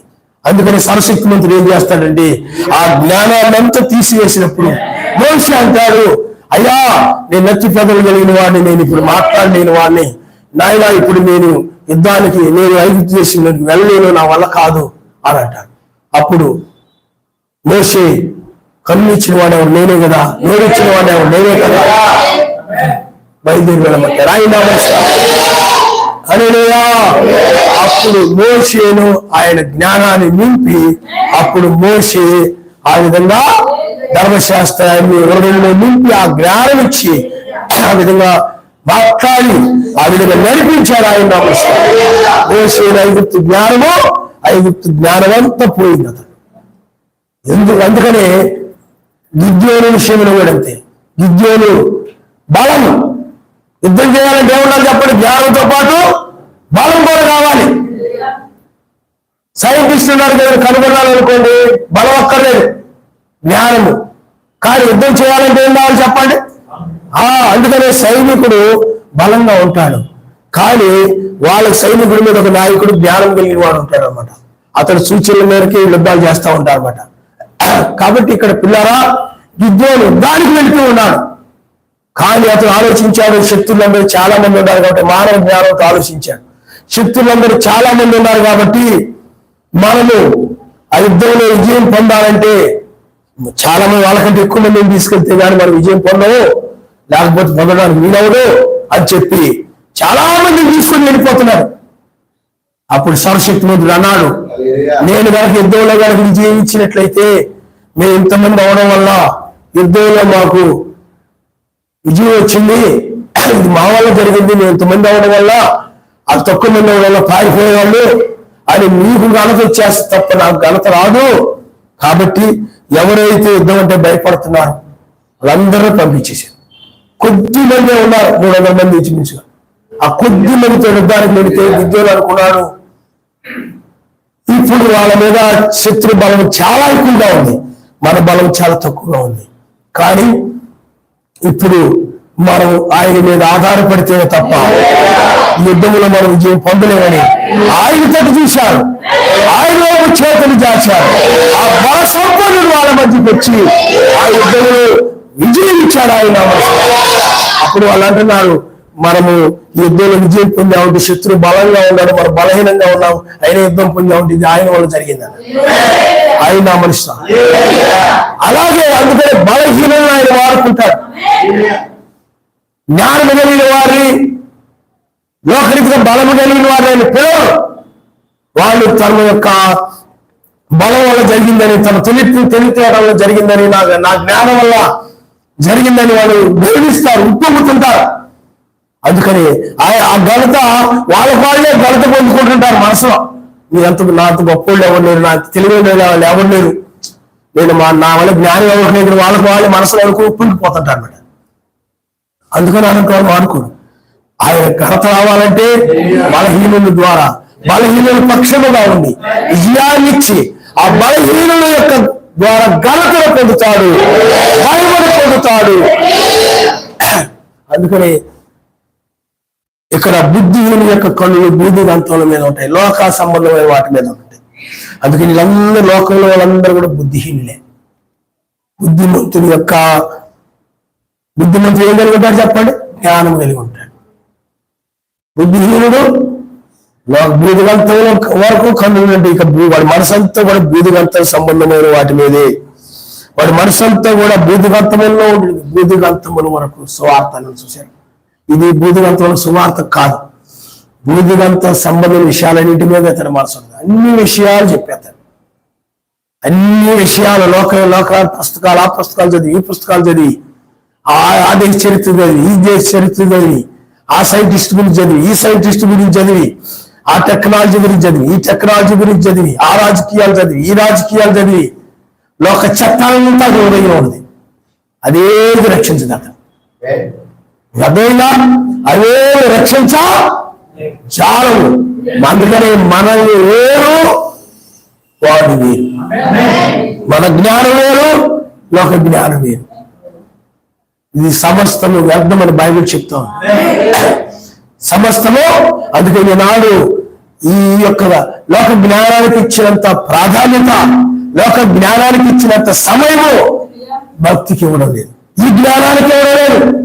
ఏమ్మా ప్రార్థన రాలేదే అంటే, నాకు స్కూల్ ఉంది, కాలేజ్ ఉంది, ట్యూషన్ ఉంది, కాలేజీ అయిపోయిన తర్వాత కూడా ట్యూషన్ పెట్టేస్తున్నాను, లేదు పిల్లలకు మార్కులు తక్కువ వచ్చాయి, వాళ్ళ దగ్గర ఇంటి దగ్గర కూర్చోబెట్టి నేను చదివించుకుంటున్నాను, ప్రార్థన మాకు కుదరదు, నువ్వు రావడానికి అవ్వదు. ఏ జ్ఞానానికి నువ్వు ప్రాముఖ్యతను ఇస్తున్నావు? ఒక జ్ఞానం. ఇంకా ఏమంటే నీకు విలువని ఇట్లా, చదువు విలువని ఇట్లా, మార్కులు విలువని ఇట్లా. మార్కులు వచ్చిన వాళ్ళు ఎంతగా చప్పట్లు కొట్టిస్తారు స్కూల్లో, ఎక్కువ మార్కులు వస్తే మీకు ఆ విలువని ఇట్లా, చదువు విలువని ఇట్లా. ఇక్కడే ఆత్మీయ జ్ఞానాన్ని కోల్పోతున్నాడు, బాధ లేదు. ఆత్మీయ జ్ఞానం దూరం అయిపోతున్నాడు, ఆ పిల్లలకి బాధ లేదు, ఆ తల్లిదండ్రులకి బాధ లేదు, చదివించుకోవద్దు అంటలేదు. కానీ మొదటగా ఆయన జ్ఞానము లేకపోతే ఈ జ్ఞానము నిన్ను రక్షించదు. ఈ జ్ఞానము సమస్తము కూడా మనం ఎత్తబడిన తర్వాత ఈ జ్ఞానము లోకము సమస్తము తుడిచిపెట్టబడి ఈ కాలేజీలు, చదువులు, పుస్తకాలు, లైబ్రరీలు మొత్తం కూడా నాశనం చేయబడతాయి. ఇంతవరకు ఇప్పటి వరకు అవసరం అనే కాబట్టి ఇంక వాటితో అవసరం లేదు. అదేగా సొదొమ గొమొర్రా ఆ మానవుడికి ఆ లోతుకు అవసరం ఉన్నంత కాలమే ఉంచాడు. ఇంకా అవసరం లేదు దాన్ని నాశనం చేసే సమయం, ఇక లోతుని రక్షించే సమయం వచ్చింది. ఇంక రక్షించబోతున్నారు, రక్షించబడబోతున్నారు కాబట్టి లోతుకి ఇంకా సొదొమ గొమొర్రాకు అవసరం లేదు. అందుకనే లోతుని రక్షించి దాన్ని కాల్ చేసినాయి. ఇప్పుడు కూడా అంతే, లోకంలో సువార్త ప్రకటించే నిమిత్తమే నీతిమంతులు భూమి మీద ఉంటారు కాబట్టి వాళ్ళ అవసరాల నిమిత్తమే లోకం ఉంది. గుర్తుపెట్టుకోండి, ప్రజలు ఉన్నారు సువార్త ప్రకటించడం కోసమే. ఇంకా అది తర్వాత అర్థం వచ్చినాడు బైబిల్. ఇంకా లోకములు సువార్త ద్వారాలు మూయబడ్డాయి, నీతిమంతులు తీసుకునే వాళ్ళకి వచ్చాడు కాబట్టి వీటన్నిటితో ఇక అవసరం లేదు, అన్నిటిని కూడా ఆయన నాశనం చేస్తాడు. అందుకని మీరు బూదిగంతలు వాటి మీద కాదు నువ్వు మనసు పెట్టాల్సింది. అవేమి నిన్ను రక్షించండి. పుస్తకాలు మోసుకుని వెళ్ళి ఉదయం నిద్రలేసిన దగ్గర నుండి మోసుకుని వెళ్ళి చేతుల్ని పుట్టే దాకా రాసి పాటలు నేర్చుకోకుండా, పాట ప్రాక్టీస్ చేయకుండా, నాకు ఆ వర్కులు ఉన్నాయి, ఈ వర్కులు ఉన్నాయి, బుధవారం ప్రార్థన మానేసి, శనివారం ప్రార్థన మానేసి, ఆ పనులు ఉన్నాయి, ఈ పనులు ఉన్నాయి, ఆ పనులు కూడా నువ్వు వాళ్ళకి చెప్పి రావడానికి కూడా భయపడిపోయి చెప్పి రాలాక బుధవారం ఇలాగన్నీ మానేసి ఆ జ్ఞానాన్ని చూసుకుని నువ్వు పొంగిపోతూ ఈ జ్ఞానాన్ని నిర్లక్ష్యం చేసినట్లయితే ప్రమాదంలో పడిపోతాం. ఈ జ్ఞానం లేక ఈ జ్ఞానం కోసమే రాబోయే ఉగ్రత నుండి తప్పించుకుని జ్ఞానం కోసం ప్రవక్తలందరూ ఎదురు చూశారు, ఇంతమంది ఎదురు చూశారు. కానీ నీకు ఆ బుద్ధి జ్ఞానం ఉన్నట్లయితే బుధవారం, శనివారం, ఆదివారం అసలు మానే అదేగా ఎంత విలువైందో తెలిసినట్లయితే నువ్వు మానం. విలువ తెలియదు కాబట్టి అదేగా రక్షణ విలువ తెలియదు, వాక్యం విలువ తెలియదు. నీకోసం వాక్యం బోధించడానికి మా వర్తమానికి లేకుండా తీసుకొచ్చి నిలబెట్టాడే నా కోసం. నేను ఆయన రంగం మీదకి వచ్చి మాట్లాడతాడు అని బుద్ధి జ్ఞానం ఉన్నట్టయితే నేను బుద్ధి జ్ఞానం లేని వాళ్ళు మానేస్తుంటారు అనమాట. కాబట్టి బుద్ధి జ్ఞానం కలిగిన వ్యక్తి ఇవన్నీ తెలుసు, విలువ తెలుసుకుంటారు. విలువ తెలిసిన వ్యక్తి అందుకని రక్షణ కానీ ఆరాధన కానీ అతని జీవితంలో దీనికంటే విలువైన ఏది కనపడదు అతను. అందుకే మారలేదు అతను. కానీ ధైర్యంగా మానేస్తుంది. చాలా వర్తమానాలు చెప్తున్నారు. నిజంగా నాకు ఒక బుధవారం కానీ ఒక శనివారం కానీ ఏనాడు కూడా మారడానికి 1-2 రోజులే అన్నట్టు గుర్తొస్తుంది నాకు. అంతే. ఎప్పుడు కూడా ఎన్ని పనులు ఉన్నా సరే అది పోతే పోయింది. నెలలకు లేదని అనుకోండి, మీరు స్టే చేసుకోండి అని వచ్చేస్తాను.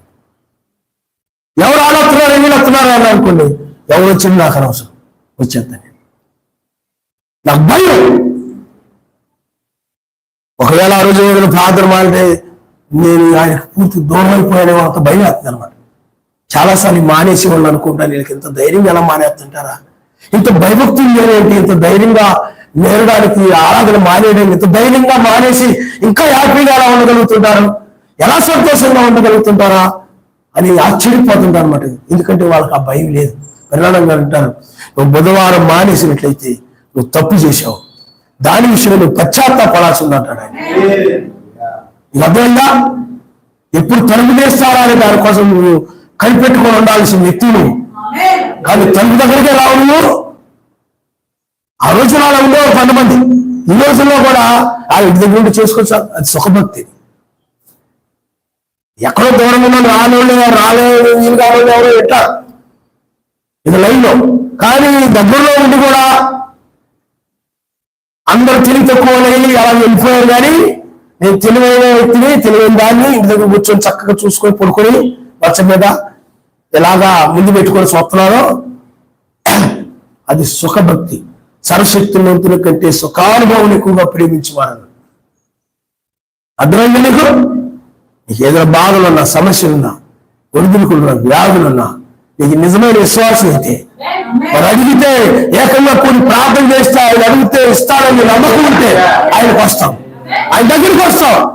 వచ్చి మనందరం కలిసి మా గురించి ప్రార్థన చేయండి, మరి ప్రార్థన చేద్దాం, నా రోగాల గురించి ప్రార్థన చేద్దాం, నా గురించి ప్రార్థన చేయండి, మా కుటుంబం గురించి ప్రార్థన చేయండి, మా పిల్లల గురించి ప్రార్థన చేయండి అని ఆయన సన్నిధికి వస్తే ఆయన తీరుస్తాడని వస్తాం అనమాట. కానీ ఏం చేస్తాం?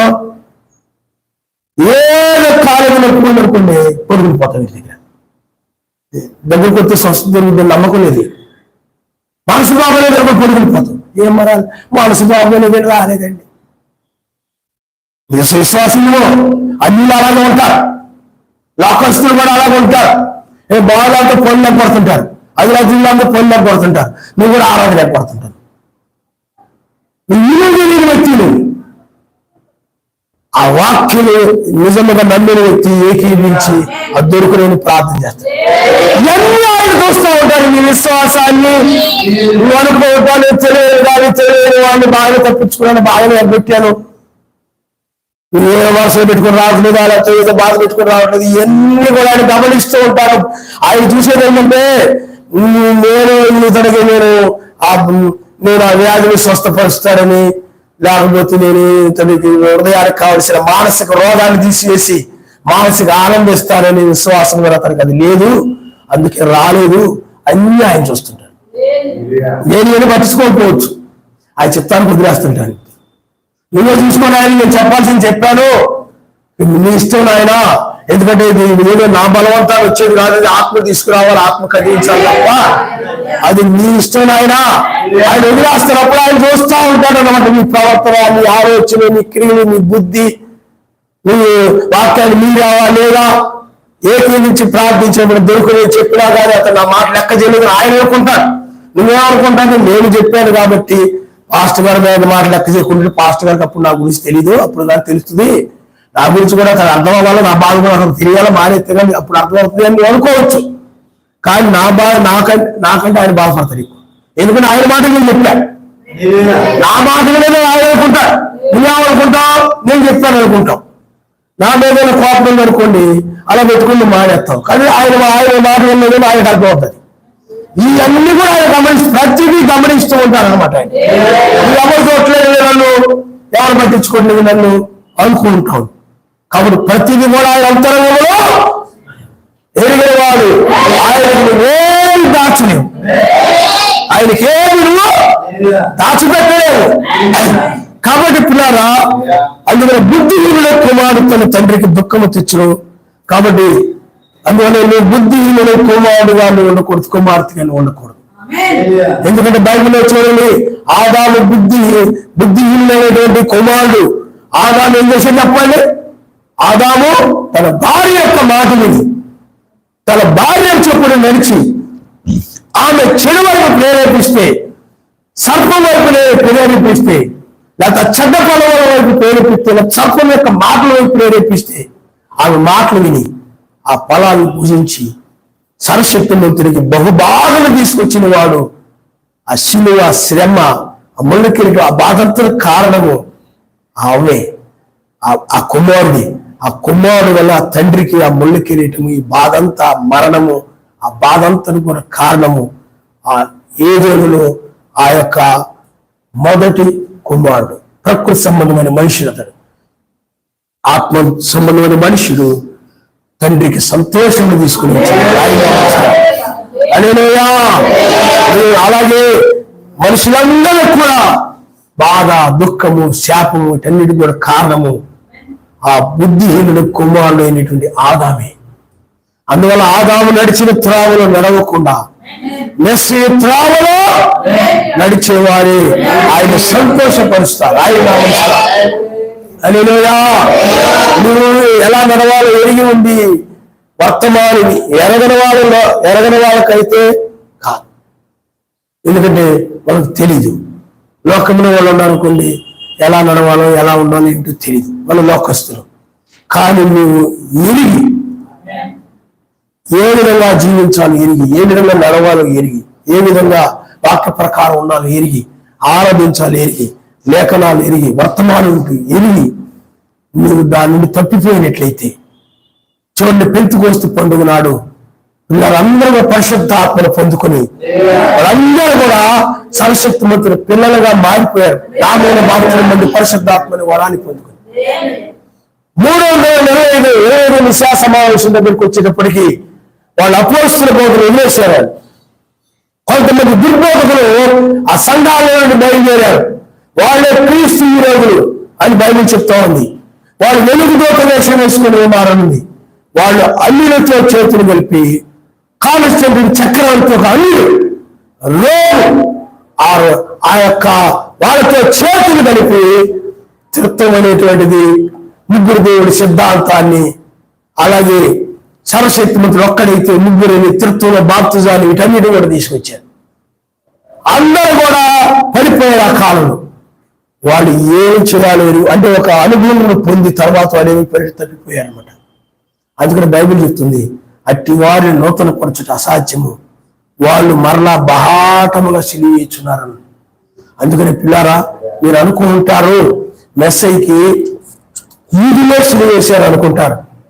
ఈదులు మాత్రమే సిలివేస్తున్నారు, వేశారు, ఇంకెవరు సిలివేయలేదు అనుకుంటారు. కానీ పిల్లారా, అది తప్పు. బైబిల్ ఏం చెప్తుందంటే, ఈదులు సిలివేసిన తర్వాత 325 నిశా సమావేశం తర్వాత సంఘాలు ఏం చేసిండే, వాక్యం తిరిగి అబద్ధ బోధనలు నమ్ముకొని అపోస్తుల బోధన తిరుగుబాటు చేసి వాళ్ళందరూ కూడా ఆయనకి బహాటంగా సిలివేశారు అనమాట. తప్పిపోయారు. అంటే అపోస్తులు వేసిన పునాది నుండి తప్పిపోయారు. మనం బోధించేది అపోస్తుల బోధే. అప్పుడు అపోస్తుల బోధే, ఇప్పుడు అపోస్తుల బోధే. అపోస్తులే కదా రేపు గురించి చెప్పింది. బైబిల్లో లేదే మనం చెప్పడం లేదు. బైబిల్లో ఏ చుక్కని ఇచ్చేది అని ఉన్నాయి. రేపు నెరవేరుతుంది. ఏ భవిష్యత్తు ఎప్పుడు వేయిస్తే తాకటికి ముందుగా, 1000 ఏళ్ల పాలన ముందుగా, 7వ దినానికి ముందుగా, 6000 సంవత్సరాలు అంటే 2000 సంవత్సరాల తర్వాత 3వ దినములో మెస్సే కూడా 3వ దినములు తిరిగిచ్చారు, లేకుంటారు కాబట్టి ఇప్పుడు కూడా ఖచ్చితంగా వేపు చుక్క వాగ్దానం చేయబడేది కనుక అది నెరవేర్చబడే కాలం ఇది.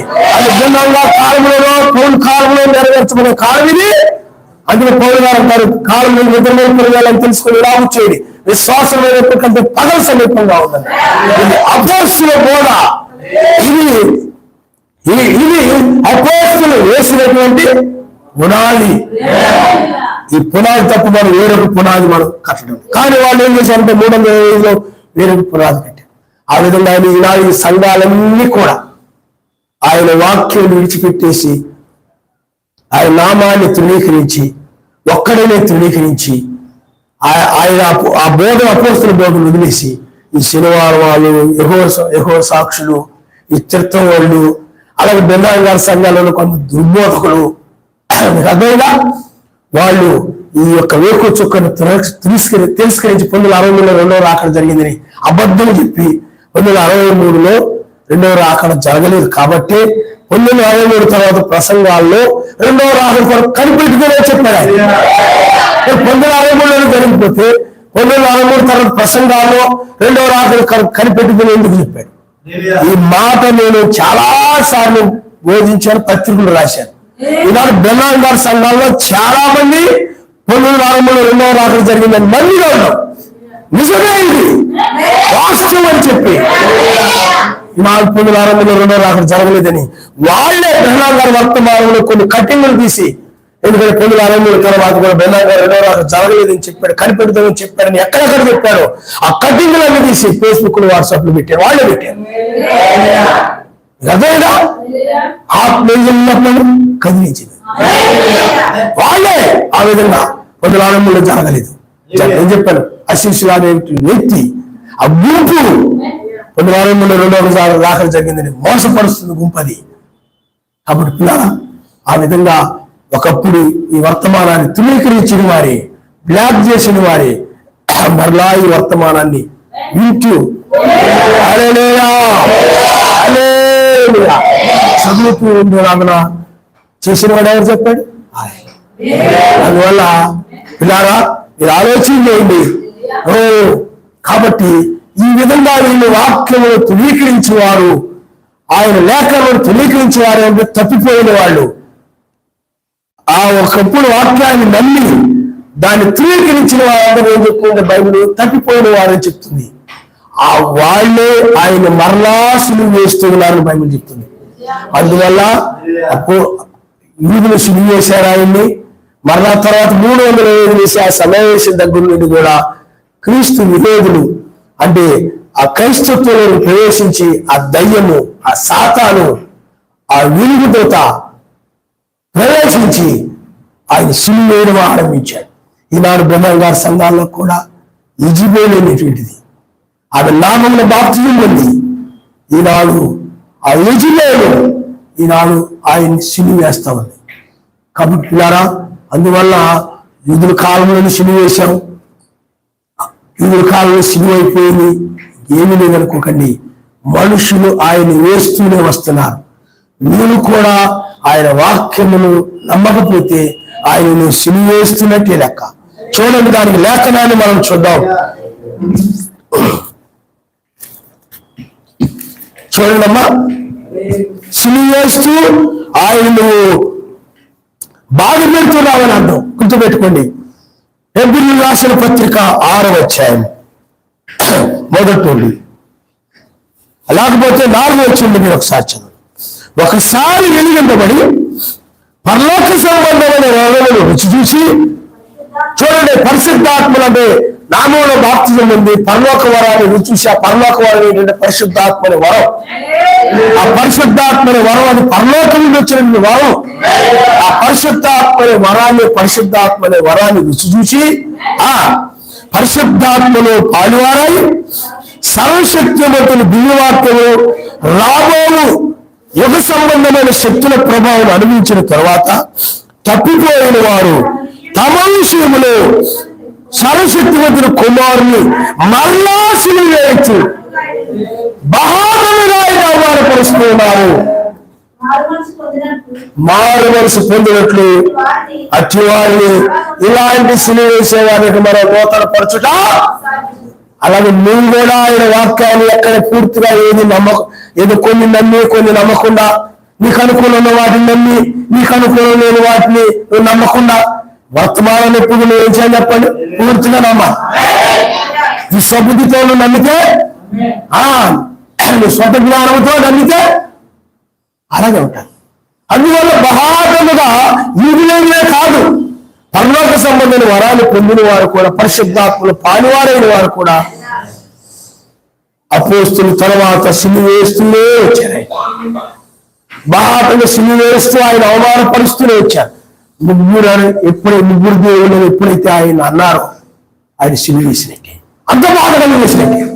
సిలువ వేయడం సిలువ అంటే బాధ కదా, మరి సిలువ ఏం చేసింది? ఆయన్ని బాధ కలిగేసింది. అలాగా పిల్లారా, బుద్ధిహీనులైనటువంటి వాళ్ళు ఏం చేస్తున్నారు? ఆయన్ని ఎప్పటికీ బుద్ధిహీనులైనటువంటి ఆ యూదులు ఎలాగైతే ఆయనకి సిలువ వేసి బాధ పెట్టారో అలాగే ఇప్పటికీ కూడా సంఘాల వరకు కూడా ఆయన రాకడ తిరస్కరిస్తూ పరిశుద్ధాత్మ వాళ్ళలో పాలువారై కూడా ఆ నామంలో బాప్తిజం పొంది కూడా ఏం చేస్తారని చెప్పండి? ఆయన సిలువ వేస్తూ వస్తున్నాడు, ఆయన బాధ పెడుతున్నాడు. మరి వర్తమానం నమ్మకపోతే ఆయన బాధపడ్డా? ఎవరిని బాధపడుతున్నావు నువ్వు? ఆయన వాక్య ప్రకారం నడవకపోతే ఎవరిని బాధపడుతున్నావు నువ్వు? అవిశ్వాసులై వాక్యాన్ని పాటించకుండా కొన్ని వర్తమానాలన్నీ నీకు అనుకూలంగా ఉంటే నమ్ముతావు, నీకు అనుకూలంగా లేకపోతే నమ్మవు. లేకపోతే నీకు అనుకూలంగా ఉండి నీకంటే ఎవరన్నా గిట్టదనుకోండి, ఆ వర్తమానం ఒకవేళ వాళ్ళకి తగ్గట్టుగా ఉందనుకోండి, ఒప్పుకో. అదేగా అదే నీకు తగ్గట్టుగా ఉందనుకోండి, ఒప్పుకుంటు. ఇలాగా ఉండదు. వర్తమానాన్ని వాళ్ళకి అనుకూలంగా అని కాదు నువ్వు నమ్మడం. నేను అదేగా వర్తమానాన్ని నమ్మాలి. ఆయన నమ్మడం అది ఆయన మాట కాబట్టి ప్రతి మాట నమ్మాల్సిందే. వర్తమానం వాళ్ళకి వీళ్ళకి అలా ఉండదు. కానీ వర్తమానం ఎప్పుడు కూడా ఆయనకు అనుకూలంగా ఉంది, ఆయన వాక్యానికి సరిపోయే విధంగా ఉంది. అది మనుషులకు అనుకూలంగా మనుషులు సంతోషపరిచే విధంగా ఉండదు. ఇక్కడ ఆయన ఏం చెప్పాడో దాన్ని చెప్పినప్పుడు ఆయన సంతోషపడతాడు, ఆయన ఏం చెప్పాడో దాన్ని చేసినప్పుడు ఆయన సంతోషపడతాడు. ఆయన సంతోషపరిచే వారు ఉన్నారు తప్ప మనుషులు ఆయన్ని మర్చిపోయి మనుషులు హృదయంలో పెట్టుకొని మనుషులు సంతోషపరచాలని మాట్లాడడం, మనుషులు సంతోషపరచాలని చేయడం కాదని ఆయన వాక్యాన్ని నువ్వు పాటించినప్పుడు అందువల్ల నువ్వు ఆయన సిలువ వేసే వ్యక్తిగా నువ్వు ఉండవు. అయితే ఆయన ఏం చేస్తాడు చెప్పండి? సిలువ వేస్తున్నా, ముళ్ళ కిరీటం పెడుతున్నా ఆయన అందరూ మారు మనసు పొందగలని ఆలస్యం చేస్తున్నారని సహించాలని బైబిల్ చెప్తుంది. అదే ఆవేశంలో కోపంలో ఆయన కనుక నిజంగా కోపిష్టమైనట్లయితే ఆ మరలా సిలువ వేసినప్పుడు 350 నిమిషాల సమావేశం దగ్గర మొత్తం నాశనం చేయాలి ఆయన. కానీ మారు మనసు పొందాలని ఆ ప్రేమ కలిగిన వాడు, ఆ జాలి కలిగిన వాడు, సహనము కలిగిన వాడు, కనికరము కలిగిన వాడు యువతలు పంపుతూనే అయితే మనకి ఇవ్వబడిన సమయం 2000 సంవత్సరాలే ఇక అయిపోయింది. ఇక ఆయన పిల్లారా ఇక న్యాయాధిపతిగా మారాడు, ఇప్పుడు న్యాయాధిపతిగా ఉన్నాడు. ఇప్పుడు వాని క్రియలను బట్టి జీతం ఇచ్చేవాడుగా వాని పనులను బట్టి బైబిల్ చెప్తుంది. కొంతమంది పనిలోనికి ద్రాక్ష తోట పనిలోనికి ఉదయాన్నే కొంతమంది ఇచ్చారు, 9 గంటలకు కొంతమంది ఇచ్చారు, అలాగే కొంతమంది మధ్యాహ్నం వచ్చారు, లేకపోతే కొంతమంది 3 గంటలకు వచ్చారు, కొంతమంది 5 గంటలకు వచ్చారు.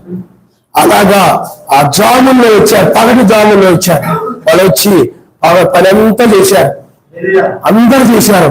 అప్పుడు ఆయన ఏం చేశాడనంటే ఉదయం వచ్చిన వారికి సాయంత్రం 5 గంటలు 4 గంటలకు వచ్చిన వారికి ఒకటే జీవితం ఆరంభించాడు. అంటే ఆ ఒక దినం అంటే బైబిల్ ప్రకారం మన 2 దినాలు 2000 సంవత్సరాలు అన్నమాట. కాబట్టి అప్పుడు వాళ్ళు అన్నారు, అయ్యా ఇదేంటి వాళ్ళు ఉదయం వచ్చారు, వీళ్ళేమో క్షమించండి, మేము ఉదయం వచ్చాము, వీళ్ళేమో సాయంత్రం వచ్చారు, మరి వాళ్ళకి మాకు ఒకటే జీతం ఇస్తున్నారు ఏంటి అన్నప్పుడు నా డబ్బులు నా ఇష్టం, అదేగా నా జీతం నా ఇష్టం, నాకు ఇష్టమైన వరకు నేను అలాగే ఇస్తున్నాను అన్నారు ఆయన. మొదటి వారు కడపటి వారు వదులు, కడపటి వారు మొదటి వారు ఆయన ఇష్టం. అందువల్ల ఈ లౌకిక సంఘకాలము సాయంకాలము, ఈ లౌకిక సంఘకాలంలోనే 7 సంఘకాలాలు ఉన్నాయి. క్షమించండి 4 జాములు ఉన్నాయి. అదే సాయంకాలం, అర్ధరాత్రి, కోడి మూసే వేళ, తెల్లవారు.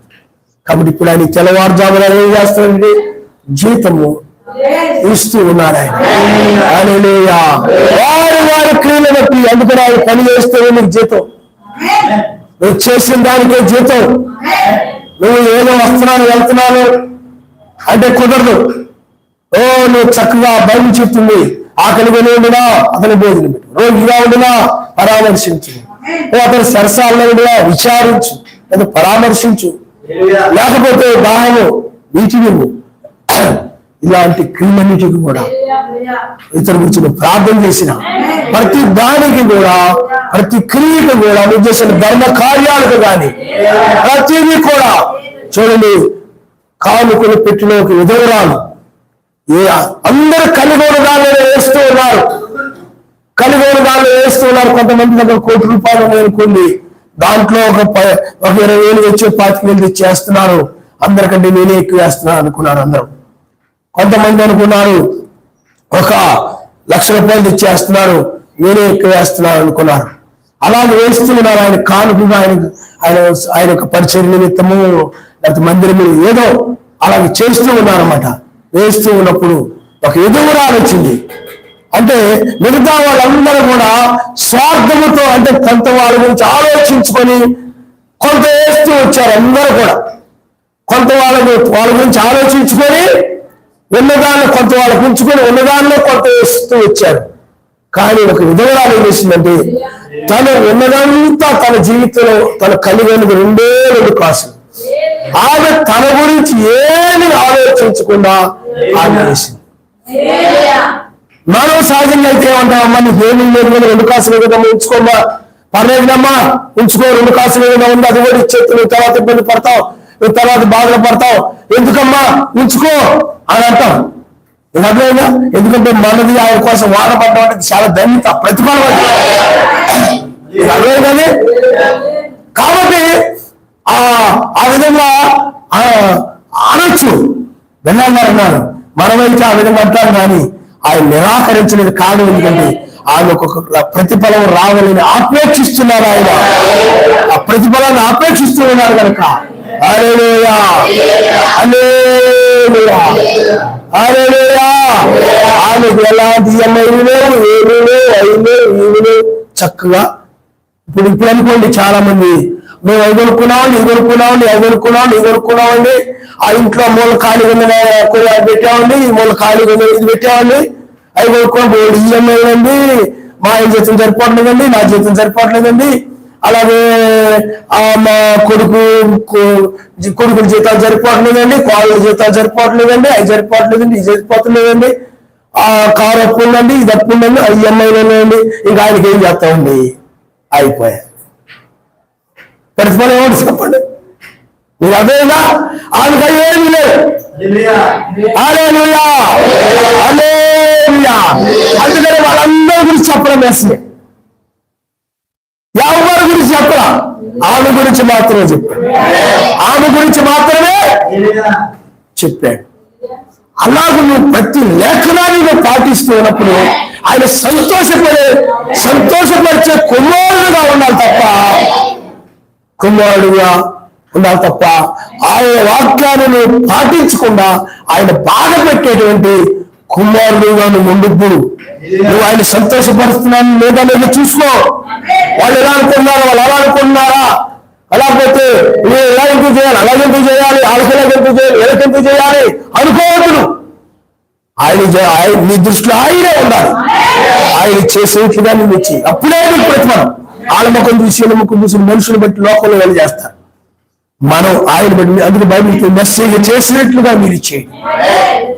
అదేనా కొంతమంది ఏదైనా చేసేయాలనుకోండి, ఏదైనా మందిరంలో అవసరం కొనిచ్చారనుకోండి, ఫర్ ఎగ్జాంపుల్ ఒక ఉదాహరణ ఫ్యాన్ కొనిచ్చారు అనుకోండి, నేను కొనిచ్చాను, అది నాదే, నేను కొనిచ్చాను, అది నాదే అనుకుంటా కూర్చుంటారు. ప్రతిఫలం నువ్వు ఆయన కొనిచ్చింది ఆయన అనుకోవాలి.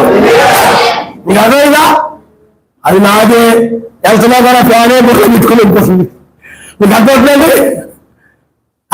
ఫ్యాన్ నిధులు పెట్టి వెళ్ళిపోతున్నానే, ఫ్యాన్ నిధులు పెట్టుకుని బుర్రలో పెట్టుకుని వెళ్ళిపోతాం. రావాలి అతను, ఎందుకంటే అది పూర్తిగా ఆయనకి ఇవ్వలేదు అతను, ఆయన లేదు అతను. అందుకనే పిల్లారా, ఆయన ఏ విషయంలో కూడా నువ్వు బాధ పెట్టకుండా సంతోషపరిచే కుమారుడుగా హల్లెలూయా హల్లెలూయా. ఈ మాటలందుకే మనం విలుచుకుంటాం. మనం ఒక లైవ్ లో చూసి, పాస్టర్ గారు నేను నిన్ను 8:30 ఎప్పుడు చూశానండి, 12 అయిపోతుంది నిలబడి అలాగే చెప్పేస్తున్నారండి, ఆ చేతిలో నిలబడి చెప్తున్నారండి. చెప్తున్నానే కానీ సమయం నాకు తెలియట్లేదు, విన్న వాళ్ళకి తెలియట్లేదు. ఈ మాటలు మనకి చేదుగా ఉండవు. అదేగా ఈ మాటలు ఆయన గురించి ఎన్నిసార్లు ఉన్నా, ఆయన గురించి ఎన్నిసార్లు ఉన్నా అదేగా ఆయన మనకి మహిమ హల్లెలూయా. కాబట్టి బుద్ధియుడు కుమారుడుగా మనం తండ్రికి మనము బాధ కలుగు చేసేవాళ్ళంగా, దుఃఖ కలుగు చేసేవాళ్ళంగా మన జీవితంలో ఉండకూడదు. అందుకని ఎప్పుడు కూడా ఆయన నీ హృదయంలో ఉండాలి. అందుకని నువ్వు ఏది చేస్తున్నా కానీ, నేను చేసే పని ఆయన బాధ కలుగు చేస్తేమో, నా తండ్రిని బాధ కలుగు చేస్తేమో, అదే దృష్టిలో నువ్వు ఏదైనా చేయాలి తప్ప, ఇది చేస్తున్నాను ఆ బ్రదర్ బాధపడతాడేమో, ఇది చేస్తున్నాను ఆ సిస్టర్ బాధపడతానేమో, ఇది చేస్తున్నాను నేను ఇది కార్యం చేస్తే మంచి కార్యమే, వాక్యాన్ని పాటించడానికి కూడా వాళ్ళు ఎలా అనుకుంటారని వీళ్ళు ఎలా అనుకుంటారని వాళ్ళకి భయపడిపోయి వీళ్ళకి భయపడిపోయి చేసేవాళ్ళు నిజంగా తండ్రి దృష్టిలో పెట్టుకొని చేసేవాళ్ళు కాదు. వీళ్ళు ఇంకా లోకంలో ఉన్నట్టే, నిజమైన వాళ్ళని ఆయన దృష్టిలో వాళ్ళకి ఆయన తెలుసుకుంటే చేస్తున్నారు తప్ప ఇక పక్క వాళ్ళు కూడా గమనించుకోవాలి. అది నిజమైన వాళ్ళంటే. హల్లెలూయా. కాబట్టి అన్ని ఎందుకంటే నువ్వు ఎక్కడి ఎవరు నీ బలగరో వాళ్ళు ఈయన కాదు, ఎవరో ఆయన దృష్టిలో పెట్టుకొని లెక్క కనుక తేడా వస్తే నేను విడిచిపెడతానేమోరా. ఎందుకంటే ఈ సమయంలో ఆయన లెక్క చూసే సమయం ఇది, లెక్క చూసి తీసుకెళ్ళిపోతారు ఆయన. గుర్తు పెట్టుకోండి, ఇది వర్తమానం గురించి చెప్పడం జరిగింది. లెక్క చూసి లెక్కకు సరిపోయినట్టుగా వాక్య ప్రకారం వెళ్ళాలని చూసి తీసుకుపోతాడు ఆయన. ఎలా ఉండి తీసుకెళ్ళడు, ఆ లెక్క చూసి తీసుకెళ్ళేది ఆయన. కాబట్టి నువ్వు ఆయన తగినట్టుగా ఉన్నారా లేదా నాయనా, నీకు తగినట్టుగా ఉన్నారా లేదా నాయనా అని పరిశీలించుకుంటూ ఆ విధంగా ఆ ఉన్న వర్తమానం ప్రకారం ఉన్నారా లేదా అని పరిశీలించుకుంటూ ఉండాలి. ఆయన నమరుస్తాడు. నేను ఎక్కడైనా నా తండ్రిని బాధ పెట్టానా, ఏ విషయమైనా బాధ పెట్టానా, అదే పరిశీలించుకో. అలాగే సహోదరు విషయంలో కూడా పరిశీలించుకో. ఎక్కడ నిష్కారణంగా ఏదైనా నేను మాట్లాడానా, కోపంతో ఆవేశంతో ఏదైనా మాట్లాడానా, లేకపోతే నేనేదైనా సహోదరులకి ఏదైనా చేయాల్సింది ఏదైనా చేయలేదా, ఏమైనా పట్టించుకోవాల్సింది ఏదైనా పట్టించుకోలేదా, ఏమైనా దోషం అనిపించినట్లయితే ఒకరినొకరు ఏం చేయాలి, నాయన క్షమించు, నాయన సహోదరులు నన్ను క్షమించు. ఆ విధంగా సమాధానము కలిగి ఉండాలి. ఆ విధమైన సమాధానపడి మనస్సు ఉండాలి. మీరు మాట్లాడేటప్పుడు కూడా కలహంగా మాట్లాడుకోకూడదు. విషయము మామూలుగా మాట్లాడినా ఒకటే, కలహంగా మాట్లాడేది అది బైబిల్ చెప్తుంటే సమాధానముగా మాట్లాడుకోవాలి. సమాధానము చెడకుండా ఎక్కడ సమాధానం చెడిపోద్దు అన్నట్టుగా, నువ్వు ఎక్కడ వినోదం వస్తుంది అన్నట్టుగా భయపడుతూ, విరోధం ఉండకూడదు అన్నట్టుగా భయపడుతూ సమాధానము కలిగి ఉండే విధంగా మాట్లాడుకోవాలి. దీర్ఘశాంతంతో సహనముతో మాట్లాడుకుంటూ ఆ విధంగా ప్రేమతో మాట్లాడాలి. ఏదైనా ప్రేమతో చేయాలి. కక్షతో, దురాలోచనతో, ద్వేషంతో ఏది చేయకూడదు. ప్రేమ తప్ప ఏది ఉండకూడదు. ఎందుకంటే మన జీవితంలో ప్రేమే, ఎందుకంటే మనం ఆయన శరీరంలో తీవ్రతాం కాబట్టి ప్రేమే. కాబట్టి పిల్లారా, కాబట్టి నీతిమంతులు దండించుట న్యాయం కాదు, అది వారి యథార్థతను బట్టి మంచి వారిని అతను చేటి. కాబట్టి ఆయన నీతిమంతులను దండించేవాడు కాదు. అలాగే దండించినట్లయితే అక్కడ యథార్థవంతుల్ని అతను చేటి. కాబట్టి నీతిమంతులను దండించేవాడు ఆయన కాడు. అందుకని మీరు గమనించండి పిల్లారా, నీతిమంతులని చూడండి, నీతిమంతులని లోకం ఏం చేసింది? రోమా గవర్నమెంట్, యోధా గవర్నమెంట్ అంటే ఆ యొక్క యోధా మత సంబంధమైన వారు ఆయన్ని దండించారు. అది ఆయన హతం చేయడమే. లోకంలో వారు కూడా నీతిమంతులైన ఆయన వధువుని, నీతిమంతులైన మనల్ని లోకంలో దండించవచ్చు. కానీ మనం ప్రతిగా దండించకూడదు, ప్రతిగా కక్ష తీర్చుకోకూడదు, ప్రతిగా కోపం తీర్చుకోవద్దు. ఒకవేళ ఏదైనా కోపంతో ఎవరైనా నువ్వు మళ్ళా కోపాన్ని తీర్చుకోవద్దు ఉన్నారా. ఎందుకంటే అది ఆయన పని. కోపం తీర్చుకునే పని అయింది, కక్ష తీర్చుకునే పని అయింది, పగ తీర్చుకుంటే నా పని అని చెప్పారు. వాళ్ళు నీకు శత్రువులుగా ఉన్నా నువ్వు మేలే చేయి, మేలు ద్వారానే జయించాలి తప్ప మరొక విధంగా కాదు. ఒకవేళ మీకు హాని చేశారనుకోండి, ఒకవేళ మీరు ఏదైనా బాధ పెట్టారనుకోండి, అది నువ్వు వాళ్ళకి క్షమించిన ఆయన ప్రార్థన, అది మనసులో పెట్టుకోవద్దు. మరలా వాళ్ళు మేలు చేయలేదు కదా అని చెప్పి వాళ్ళకి నాకు పొలం కీడు చేశారు కదా, మేలు చేయలేదు కదా అని మనసులో పెట్టుకుని మరలా కీడు చేయడానికి ప్రయత్నం చేయదు. మేలే చేయి, వాళ్ళు కీడు చేసిన మేలే చేయి. అదే వాళ్ళకి నీకు మధ్య వ్యత్యాసాన్ని తెలియజేస్తారు. నువ్వెవరో వాళ్ళెవరో తెలిసి చెప్తున్నారు. ఆ మేలు చేయడం కీడు చేయడమే. కాబట్టి వాళ్ళు కీడు చేశారు, వాళ్ళెవరో తెలియజేయబడుతుంది. నువ్వు మేలు చేస్తావు కీడుకి పెట్టుగా, నువ్వెవరో పరసంబంధం తెలియజేయబడతా ఉంది. అది నువ్వు మేలు చేయడం ద్వారా మేలు చేసి వాళ్ళలో పశ్చాత్తాపాన్ని తెలియజేయాలి తప్ప నువ్వు కోపము ద్వారా కానీ ఏ విధంగా కూడా పగ ద్వారా కానీ ఏది నువ్వు చేయొద్దు. ఎందుకంటే అది నా పని అని చెప్పాడు ఆయన. అది మన పని కాదు. పగ తీర్చుకోవడం నా పని కాదు, నీ పని కాదు, అది ఆయన పని. అందుకని ప్రతిగా ఆయనే దండిస్తాడు. అందుకని ప్రతి దండన దినము అని బైబిల్లో ఉంది. యెషయా గ్రంథము 61వ అధ్యాయంలో అది ఉంది. కాబట్టి నీవు ఎవరైనా నీవు కోపంతో ఆయన సిలువేళ్ళు కేకలు వేశారు, కానీ అయినా కానీ వాళ్ళ మీద ఆయన ఏమి కోపం అదేగా. ఇప్పుడు మరలా వెళ్ళి వాళ్ళకి సమయం వచ్చింది కాబట్టి ఆయనకి వాళ్ళ గురించి మనసులో ఏమీ లేదు కాబట్టి మరలా ఇప్పుడు వెళ్ళి వాళ్ళు కలుసుకోబోతున్నాడు మన తర్వాత. నేను చేయబోతున్నాడు ఆయన. అప్పుడు వాళ్ళు పశ్చాత్తాపడతారు. పశ్చాత్తాపడి ఆ మేలుని బట్టి పశ్చాత్తాపడి వాళ్ళ తప్పులు వాళ్ళు ఒప్పుకుంటారు అన్నమాట. వాళ్ళు తల మీద నిప్పులు కుప్పలుగా మారుస్తాడు అనమాట. మేలు ద్వారానే వాళ్ళలో పశ్చాత్తాపాన్ని పుట్టించారు. మేలు ద్వారానే అది రోమి రాసిన పత్రికలో ఉంది. అందువల్ల ఎవరైనా నీకు వాక్యం చెప్తుండగా నీ మాట చెప్తున్నారు అనమాట. నువ్వు నీతిమంతుల్ని దండించినట్లయితే, అనగా మనల్ని నీతిమంతులైన మనల్ని ఎవరైనా దండించినట్లయితే నువ్వు ఎట్టి పరిస్థితుల్లో ప్రతిదండన చేయదు. మాట ద్వారా కానీ, క్రియ ద్వారా కానీ, ఆలోచన ద్వారా కానీ అది నీ పని కాదు. నీ పని ఏంటంటే వాళ్ళు కీడు చేసినా మేలు చేయదు. నువ్వు శ్రమలో ఉన్నావు, వాళ్ళు నిర్లక్ష్యం చేశారు, నువ్వేం చేస్తావంటే వాళ్ళు శ్రమలో ఉన్నప్పుడు నువ్వు నిర్లక్ష్యం చేయదు. అప్పుడు కీడు ప్రతికీడు చేసినట్టే నువ్వు మేలు చేయి. అప్పుడు వాళ్ళు పశ్చాత్తాపడతారు. అదే మన మార్గం. అదే బైబిల్ చెప్తుంది. పగ తీర్చుకొని ఇప్పుడు చూడండి, మా బ్రహ్మాండ గారి సంఘాల్లో కొంతమంది ఉంటారు. వాళ్ళకు మనం కొన్ని పత్రికలు పిల్లారా వర్తమానాలు మనం పంపిస్తూ ఉంటాం. వాళ్ళు చదువుకుంటూ ఉంటారు. వాళ్ళు ఆ వర్తమానాన్ని బట్టి ఆశీర్వదించబడే వాళ్ళు ఉంటారు. కొంతమంది తిరస్కరించే వాళ్ళు ఉంటారు. తిరస్కరిస్తున్నారని మనము పిల్లారా వాళ్ళు అలాగే ఎలాగని మనం అనుకోము కాదు. ఎందుకంటే ప్రతిదానంలో చేసే పని ఎవరు చెప్పండి? అందుకని తీర్పు తీర్చుకుడి అంటాడు. తీర్పు తీర్చడం అంటే దండించడం అనమాట. నువ్వు రక్షించలేము, దండించలేము. రక్షించేది దండించేది రెండు ఆయన చేతిలో పెట్టుకున్నాడు. ఎందుకంటే న్యాయం విధించిన వాడు ఎవరు? ఆయనే. ధర్మశాస్త్రం ఇచ్చిన వాడు ఆయనే. కొత్త నిబంధన ఇచ్చిన వాడు ఆయనే. నిబంధన ఇచ్చిన వాడు ఆయన. కాబట్టి ఈ యొక్క పరలోక రాజ్యాంగం అన్నమాట ఇది. ఈ రాజ్యాంగాన్ని ఇచ్చిన వాడు ఆయనే. దీని ప్రకారం ఉన్నవాడు రక్షించేవాడు, శిక్షించేవాడు ఆయన.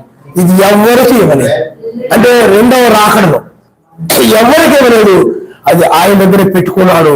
ఇది మీ పని కాదన్నాడు ఆయన. మీరు నావలే ప్రేమించడమే అది మీ పని. అది బైబిల్లో కూడా యాకోబు రాసి ఒక్క మాట చదువుకొని మనం ముగించుకున్నాం. మిగతా తర్వాత మనం చూద్దాం ఆయన చిత్తం అయితే. లేకపోతే నెక్స్ట్ అధ్యాయంలోకి వెళ్దాం. ఆయన నడిపింపుని బట్టి చేద్దాం. ఆయన అక్కడ ఏదైనా విషయం నేను బోధిస్తే వెళ్దాం, లేకపోతే నెక్స్ట్ అధ్యాయంలోకి వెళ్దాం, తర్వాత 18వ అధ్యాయంలోకి. కాబట్టి యాకోబు రాసిన పత్రిక ఒకసారి మనం చూద్దాం. మీ సహోదరునికి, ఎందుకంటే చాలా మంది లోకంలో వాళ్ళు నిన్ను దండించవచ్చు, విరోధంగా మాట్లాడచ్చు, దోషులని అపరాధి అని, మీరు దొంగలని, లేకపోతే నామాన్ని యేసునామంలో అప్పుడు వాళ్ళు అపాసం చేసేవారు. యేసునామంలోని మీరందరూ కూడా మీరు రోమా సంఘం బోధించింది సత్యమని, ఇలాగ ఆ సంఘాలను కూడా మాదే కరెక్ట్ అని అప్పుడు అయ్యగారు అందరూ ఆ కాలంలో రకరకాలుగా అపాసం చేసేవారు అనమాట. వీళ్ళందరూ కూడా యేసునామం అని ఎంతాలు చేసేవారు, నైవేవారు. వీళ్ళు పరలోకం రారా, ఇది కొత్త బోధరా, కొత్త సిద్ధాంతాలు రా. మన బోధకులందరూ కూడా త్రిత్వం గురించి బోధించారు, ముగ్గురులో బాప్తిజం ఇచ్చారు, కొత్త బోధ వచ్చింది. బెన్నాం గారు తీసుకొచ్చారు, జాన్సన్ గారు తీసుకొచ్చారు కొత్త బోధ.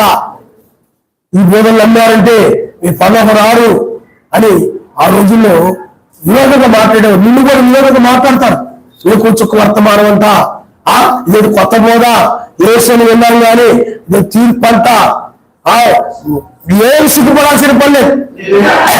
చెప్పడానికి సిగ్గుపడకూడదు, మాట్లాడడానికి సిగ్గుపడకూడదు. అలాగే ఎక్కువ చుక్క అంటే ఏదో తీర్పు అంటున్నారు, రెండవ రాకడ అంటున్నారు, అది ఎవరు తెలియదు కదా. బ్రహ్మాండ గొప్ప అపహాస్యం జరుగుతుంది అన్నాడు ఆయన. అపహాస్యం చేస్తారు దీని గురించి చెప్పి, అదేనా విరోధంగా మాట్లాడతారు. ఈ వర్తమానాన్ని గురించి, రాకడి గురించి, నామాన్ని గురించి లోకముల వాళ్ళు తీర్పు తీరుస్తారు. ఈ దుర్భోగాన్ని రకరకాలుగా మాట్లాడతారు. కానీ మీరు ఎట్టి పరిస్థితులు కూడా వాళ్ళకి మీరు ప్రతిగా చూడండి. ఆ మాట మనం చూద్దాం. 4వ అధ్యాయం 11వ వచనం, సహోదరులారా ఒకరికి విరోధంగా ఒకరు మాట్లాడుకుని తన సహోదరుడికి విరోధంగా మాట్లాడి తన సహోదరుడికి తీర్పు తీర్చువాడు ధర్మశాస్త్రములకు తీర్పుగా మాట్లాడి ధర్మశాస్త్రములకు తీర్పు చూచున్నాడు. నేను ధర్మశాస్త్రములకు తీర్పు తీర్చువాడు, ధర్మశాస్త్రం నెరవేర్చువాడు కాక న్యాయం విధించువాడైతే ఒక్కడే ధర్మశాస్త్రం నియమించి న్యాయం విధించువాడు, ఆయనే రక్షించుడుకును నశింపజేయుడుకును శక్తివంతుడు, పౌరులకు తీర్పు తీర్చుడుకును ఎవడని ఎవడ. అందుకని పిల్లారా ఇక్కడ నువ్వు నెరవేర్చువాడు గాక అన్నాడు. మనము వాక్యాన్ని నెరవేర్చడమే మన పని, ఇంకే పని మంది కాదు. వాక్యాన్ని నెరవేర్చడమే. కానీ తీర్పు తీర్చిపోయి ఎవరు చెప్పండి? ఆయననే. నేను నెరవేర్చానా లేదా అనేది చూసుకో. నువ్వు నెరవేర్చిన వాళ్ళకి రక్షించబడతావు, నెరవేర్చిన వాళ్ళు శిక్షించడం. ఆయన పడేది నెరవేర్చానా లేదా, నెరవేరిస్తే రక్షించబడతావు, నెరవేర్చకపోతే శిక్షించబడతావు. అందుకనే ఆయన న్యాయాన్ని విధించేవాడు. అందువల్ల నువ్వెవరికి కూడా న్యాయాన్ని విధించొద్దు. ఎందుకంటే వాళ్ళు నిన్ను అన్యాయిస్తున్నప్పటికీ కూడా నువ్వు నీతిమంతుడివే, నువ్వు నీతిమంతురాలివే, నిన్ను అన్యాయిస్తున్నా కూడా నువ్వు ఏం చేయాలి చెప్పండి? ఏం చేయాలి? బైబిల్ అని సాంప్రదాయం అదే రాబడింది. నీతిమంతుడిని అన్యాయస్తుడిని అన్యాయంగా దండించేవాడు ఏమవుతానండి? అటు వాడిని హతం చేసినట్లేనండి. కాబట్టి నువ్వు వాళ్ళ విధంగా మాట్లాడచ్చు, దండించవచ్చు. అయినప్పుడు కూడా నువ్వేం చేయాలి? నీ స్థానంలో నువ్వు నెరవేర్చుకుంటూ వెళ్ళాలంటే ఆయన న్యాయాధిపతి స్థానంలోకి వెళ్ళకూడదు. మనం వెళ్ళే సమయం ఉంది. అది ఎక్కడంటే 1000 ఏళ్ల పాలన తర్వాత ఏ లోకములకు తీర్పు తీర్చుదని మీరు ఎదుగురా అవుంది. ఆయనతో పాటు మనం ఉండి మనం తీర్పు తీరుస్తాం. హల్లెలూయా, హల్లెలూయా. ఇప్పుడు ఏమిటంటే ఆయన తీర్పు తీర్చినప్పుడు నువ్వు నిర్దోషురాలుగా పౌలు గారు అంటారు పీపుల్ రాసిన పత్రిలో కొరింథీ రాసిన పత్రిలో మెస్సయ్య దినమందు మీరు నిందారహితముగా ఉండాలని మీరు నిందారహితంగా ఉన్నట్లయితే బతికేట్లు అంటున్నారు. ఇప్పుడు 5-6 దినాలు గారు ఉన్నారనుకోండి, ఓ సేవ బ్రహ్మాండంగా అద్భుతంగా ఆయన యొక్క ఆత్మ ద్వారా వాళ్ళు జరిగించారు. వాళ్ళు ఎంత చేసినా కానీ ఈ రెండవ రాకడలో నిందారహితంగా ఉండాలనే కోరుకున్నారు అన్నమాట. వాళ్ళు అపరాల కాలంలో బాగానే ఉంది, ఈ మెస్సయ్య దినం వచ్చేటప్పటికి నిందారహితంగా లేకుండా దోషులుగా ఉన్నారనుకోండి, ఏమిటి చాలా మంది తీర్థంలో తిరుగుబోతుల్లో రంగాల సంఘాల్లో కలిసిపోయి చాలా మంది వర్తమానం త్రోసేసి దోషులుగా ఉన్నారు, ఇప్పుడు ప్రభావంలో పడిపోతారు. అందుకని ఈ సమయంలో నిందారహితంగా ఈ రాకడలో పట్టుకొని ఉండాలని కోరుకున్నారు ఆయన. కాబట్టి నిందారహితంగా ఉండాలి, ఈ రాకడలో నిందారహితంగా ఉండాలని, ఆత్మ ప్రాణము శరీరము నిందారహితంగా ఉండాలని దశరాసిన పత్రులు పౌలు గారు చెప్పారు. కాబట్టి పిల్లారా, అందువలన ఈ రోజుల్లో ఎందుకంటే ఎక్కడ చూసినా కానీ, ఎందుకు ఈ మాటలు చెప్తున్నా అంటే ఎక్కడ చూసినా కానీ మనుషుల్లో ఒక సైంటిస్ట్ ఎవరో చెప్పారు, ఒక ఆయన చెప్పారనమాట, ఈ ప్రపంచము ఉండదు అని చెప్పాడు. కారణం ఎందుకంటే సైంటిస్టే ఏం చెప్పాడంటే మనుషుల్లో దుందుడుతనం పెరిగిపోయింది, దాని తగ్గట్టు టెక్నాలజీ కూడా పెరిగిపోయింది. అంటే క్షణాల్లో లోకాన్ని నాశనం చేయగలిగిన టెక్నాలజీ వచ్చింది, అడుబాంబులు వచ్చేసాయి. అలాగే మనుషుల్లో కూడా వెనక ముందు ఆలోచించకుండా తొందరపాటుతనం పెరిగిపోయింది ఎక్కువ. ఎక్కడ చూసినా కానీ ఈ యొక్క సెల్ ఫోన్లు వాటి మీద ఆధారపడడం వల్ల ఇంతకుముందు అవన్నీ ఉన్నాయి కాదు.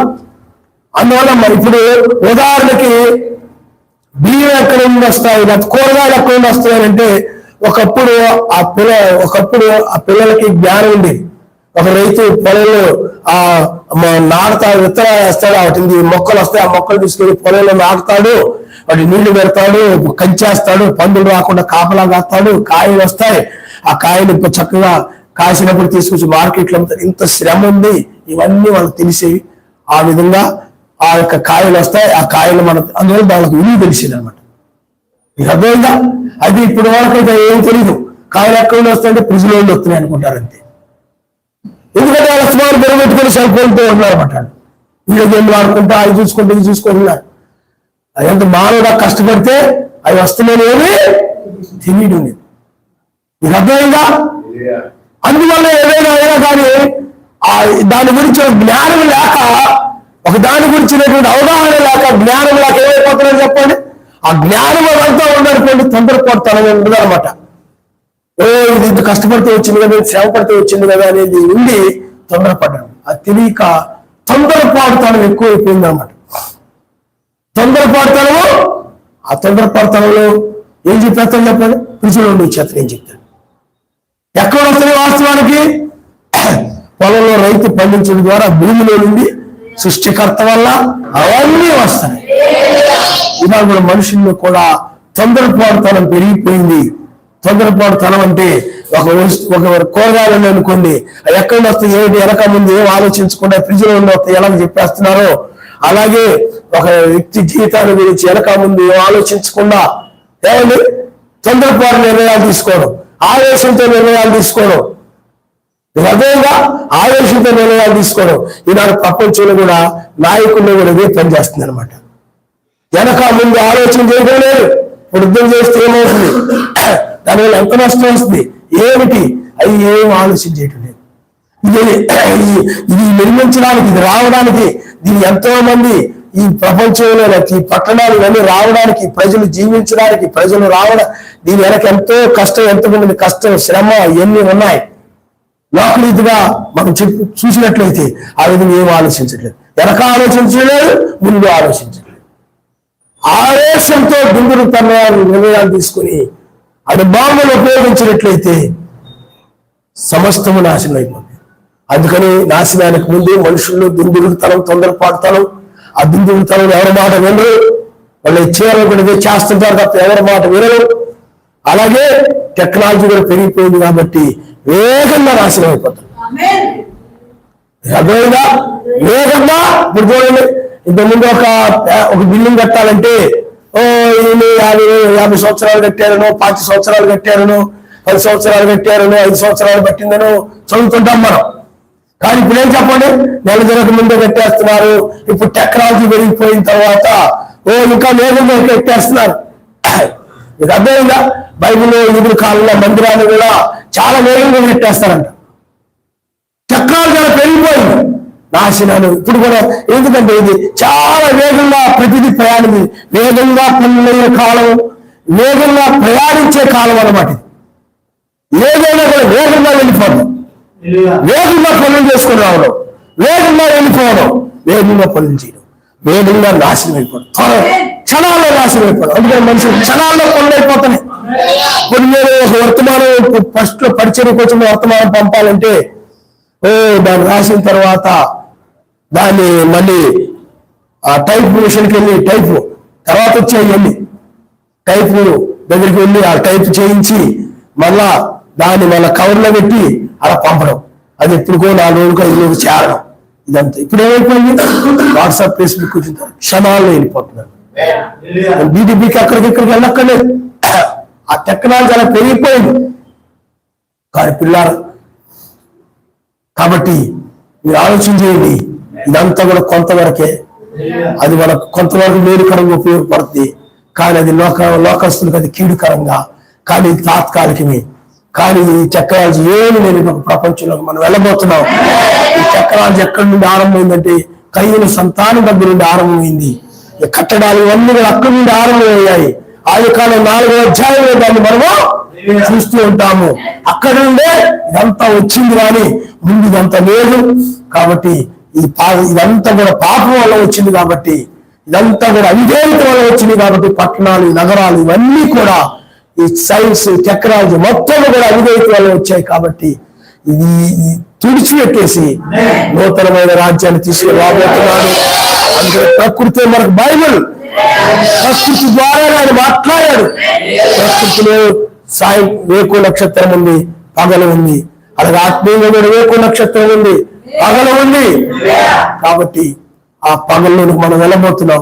అప్పుడు ఈ టెక్నాలజీతో పని ఉండదు, టెక్నాలజీకి మించి మనం జీవిస్తాం.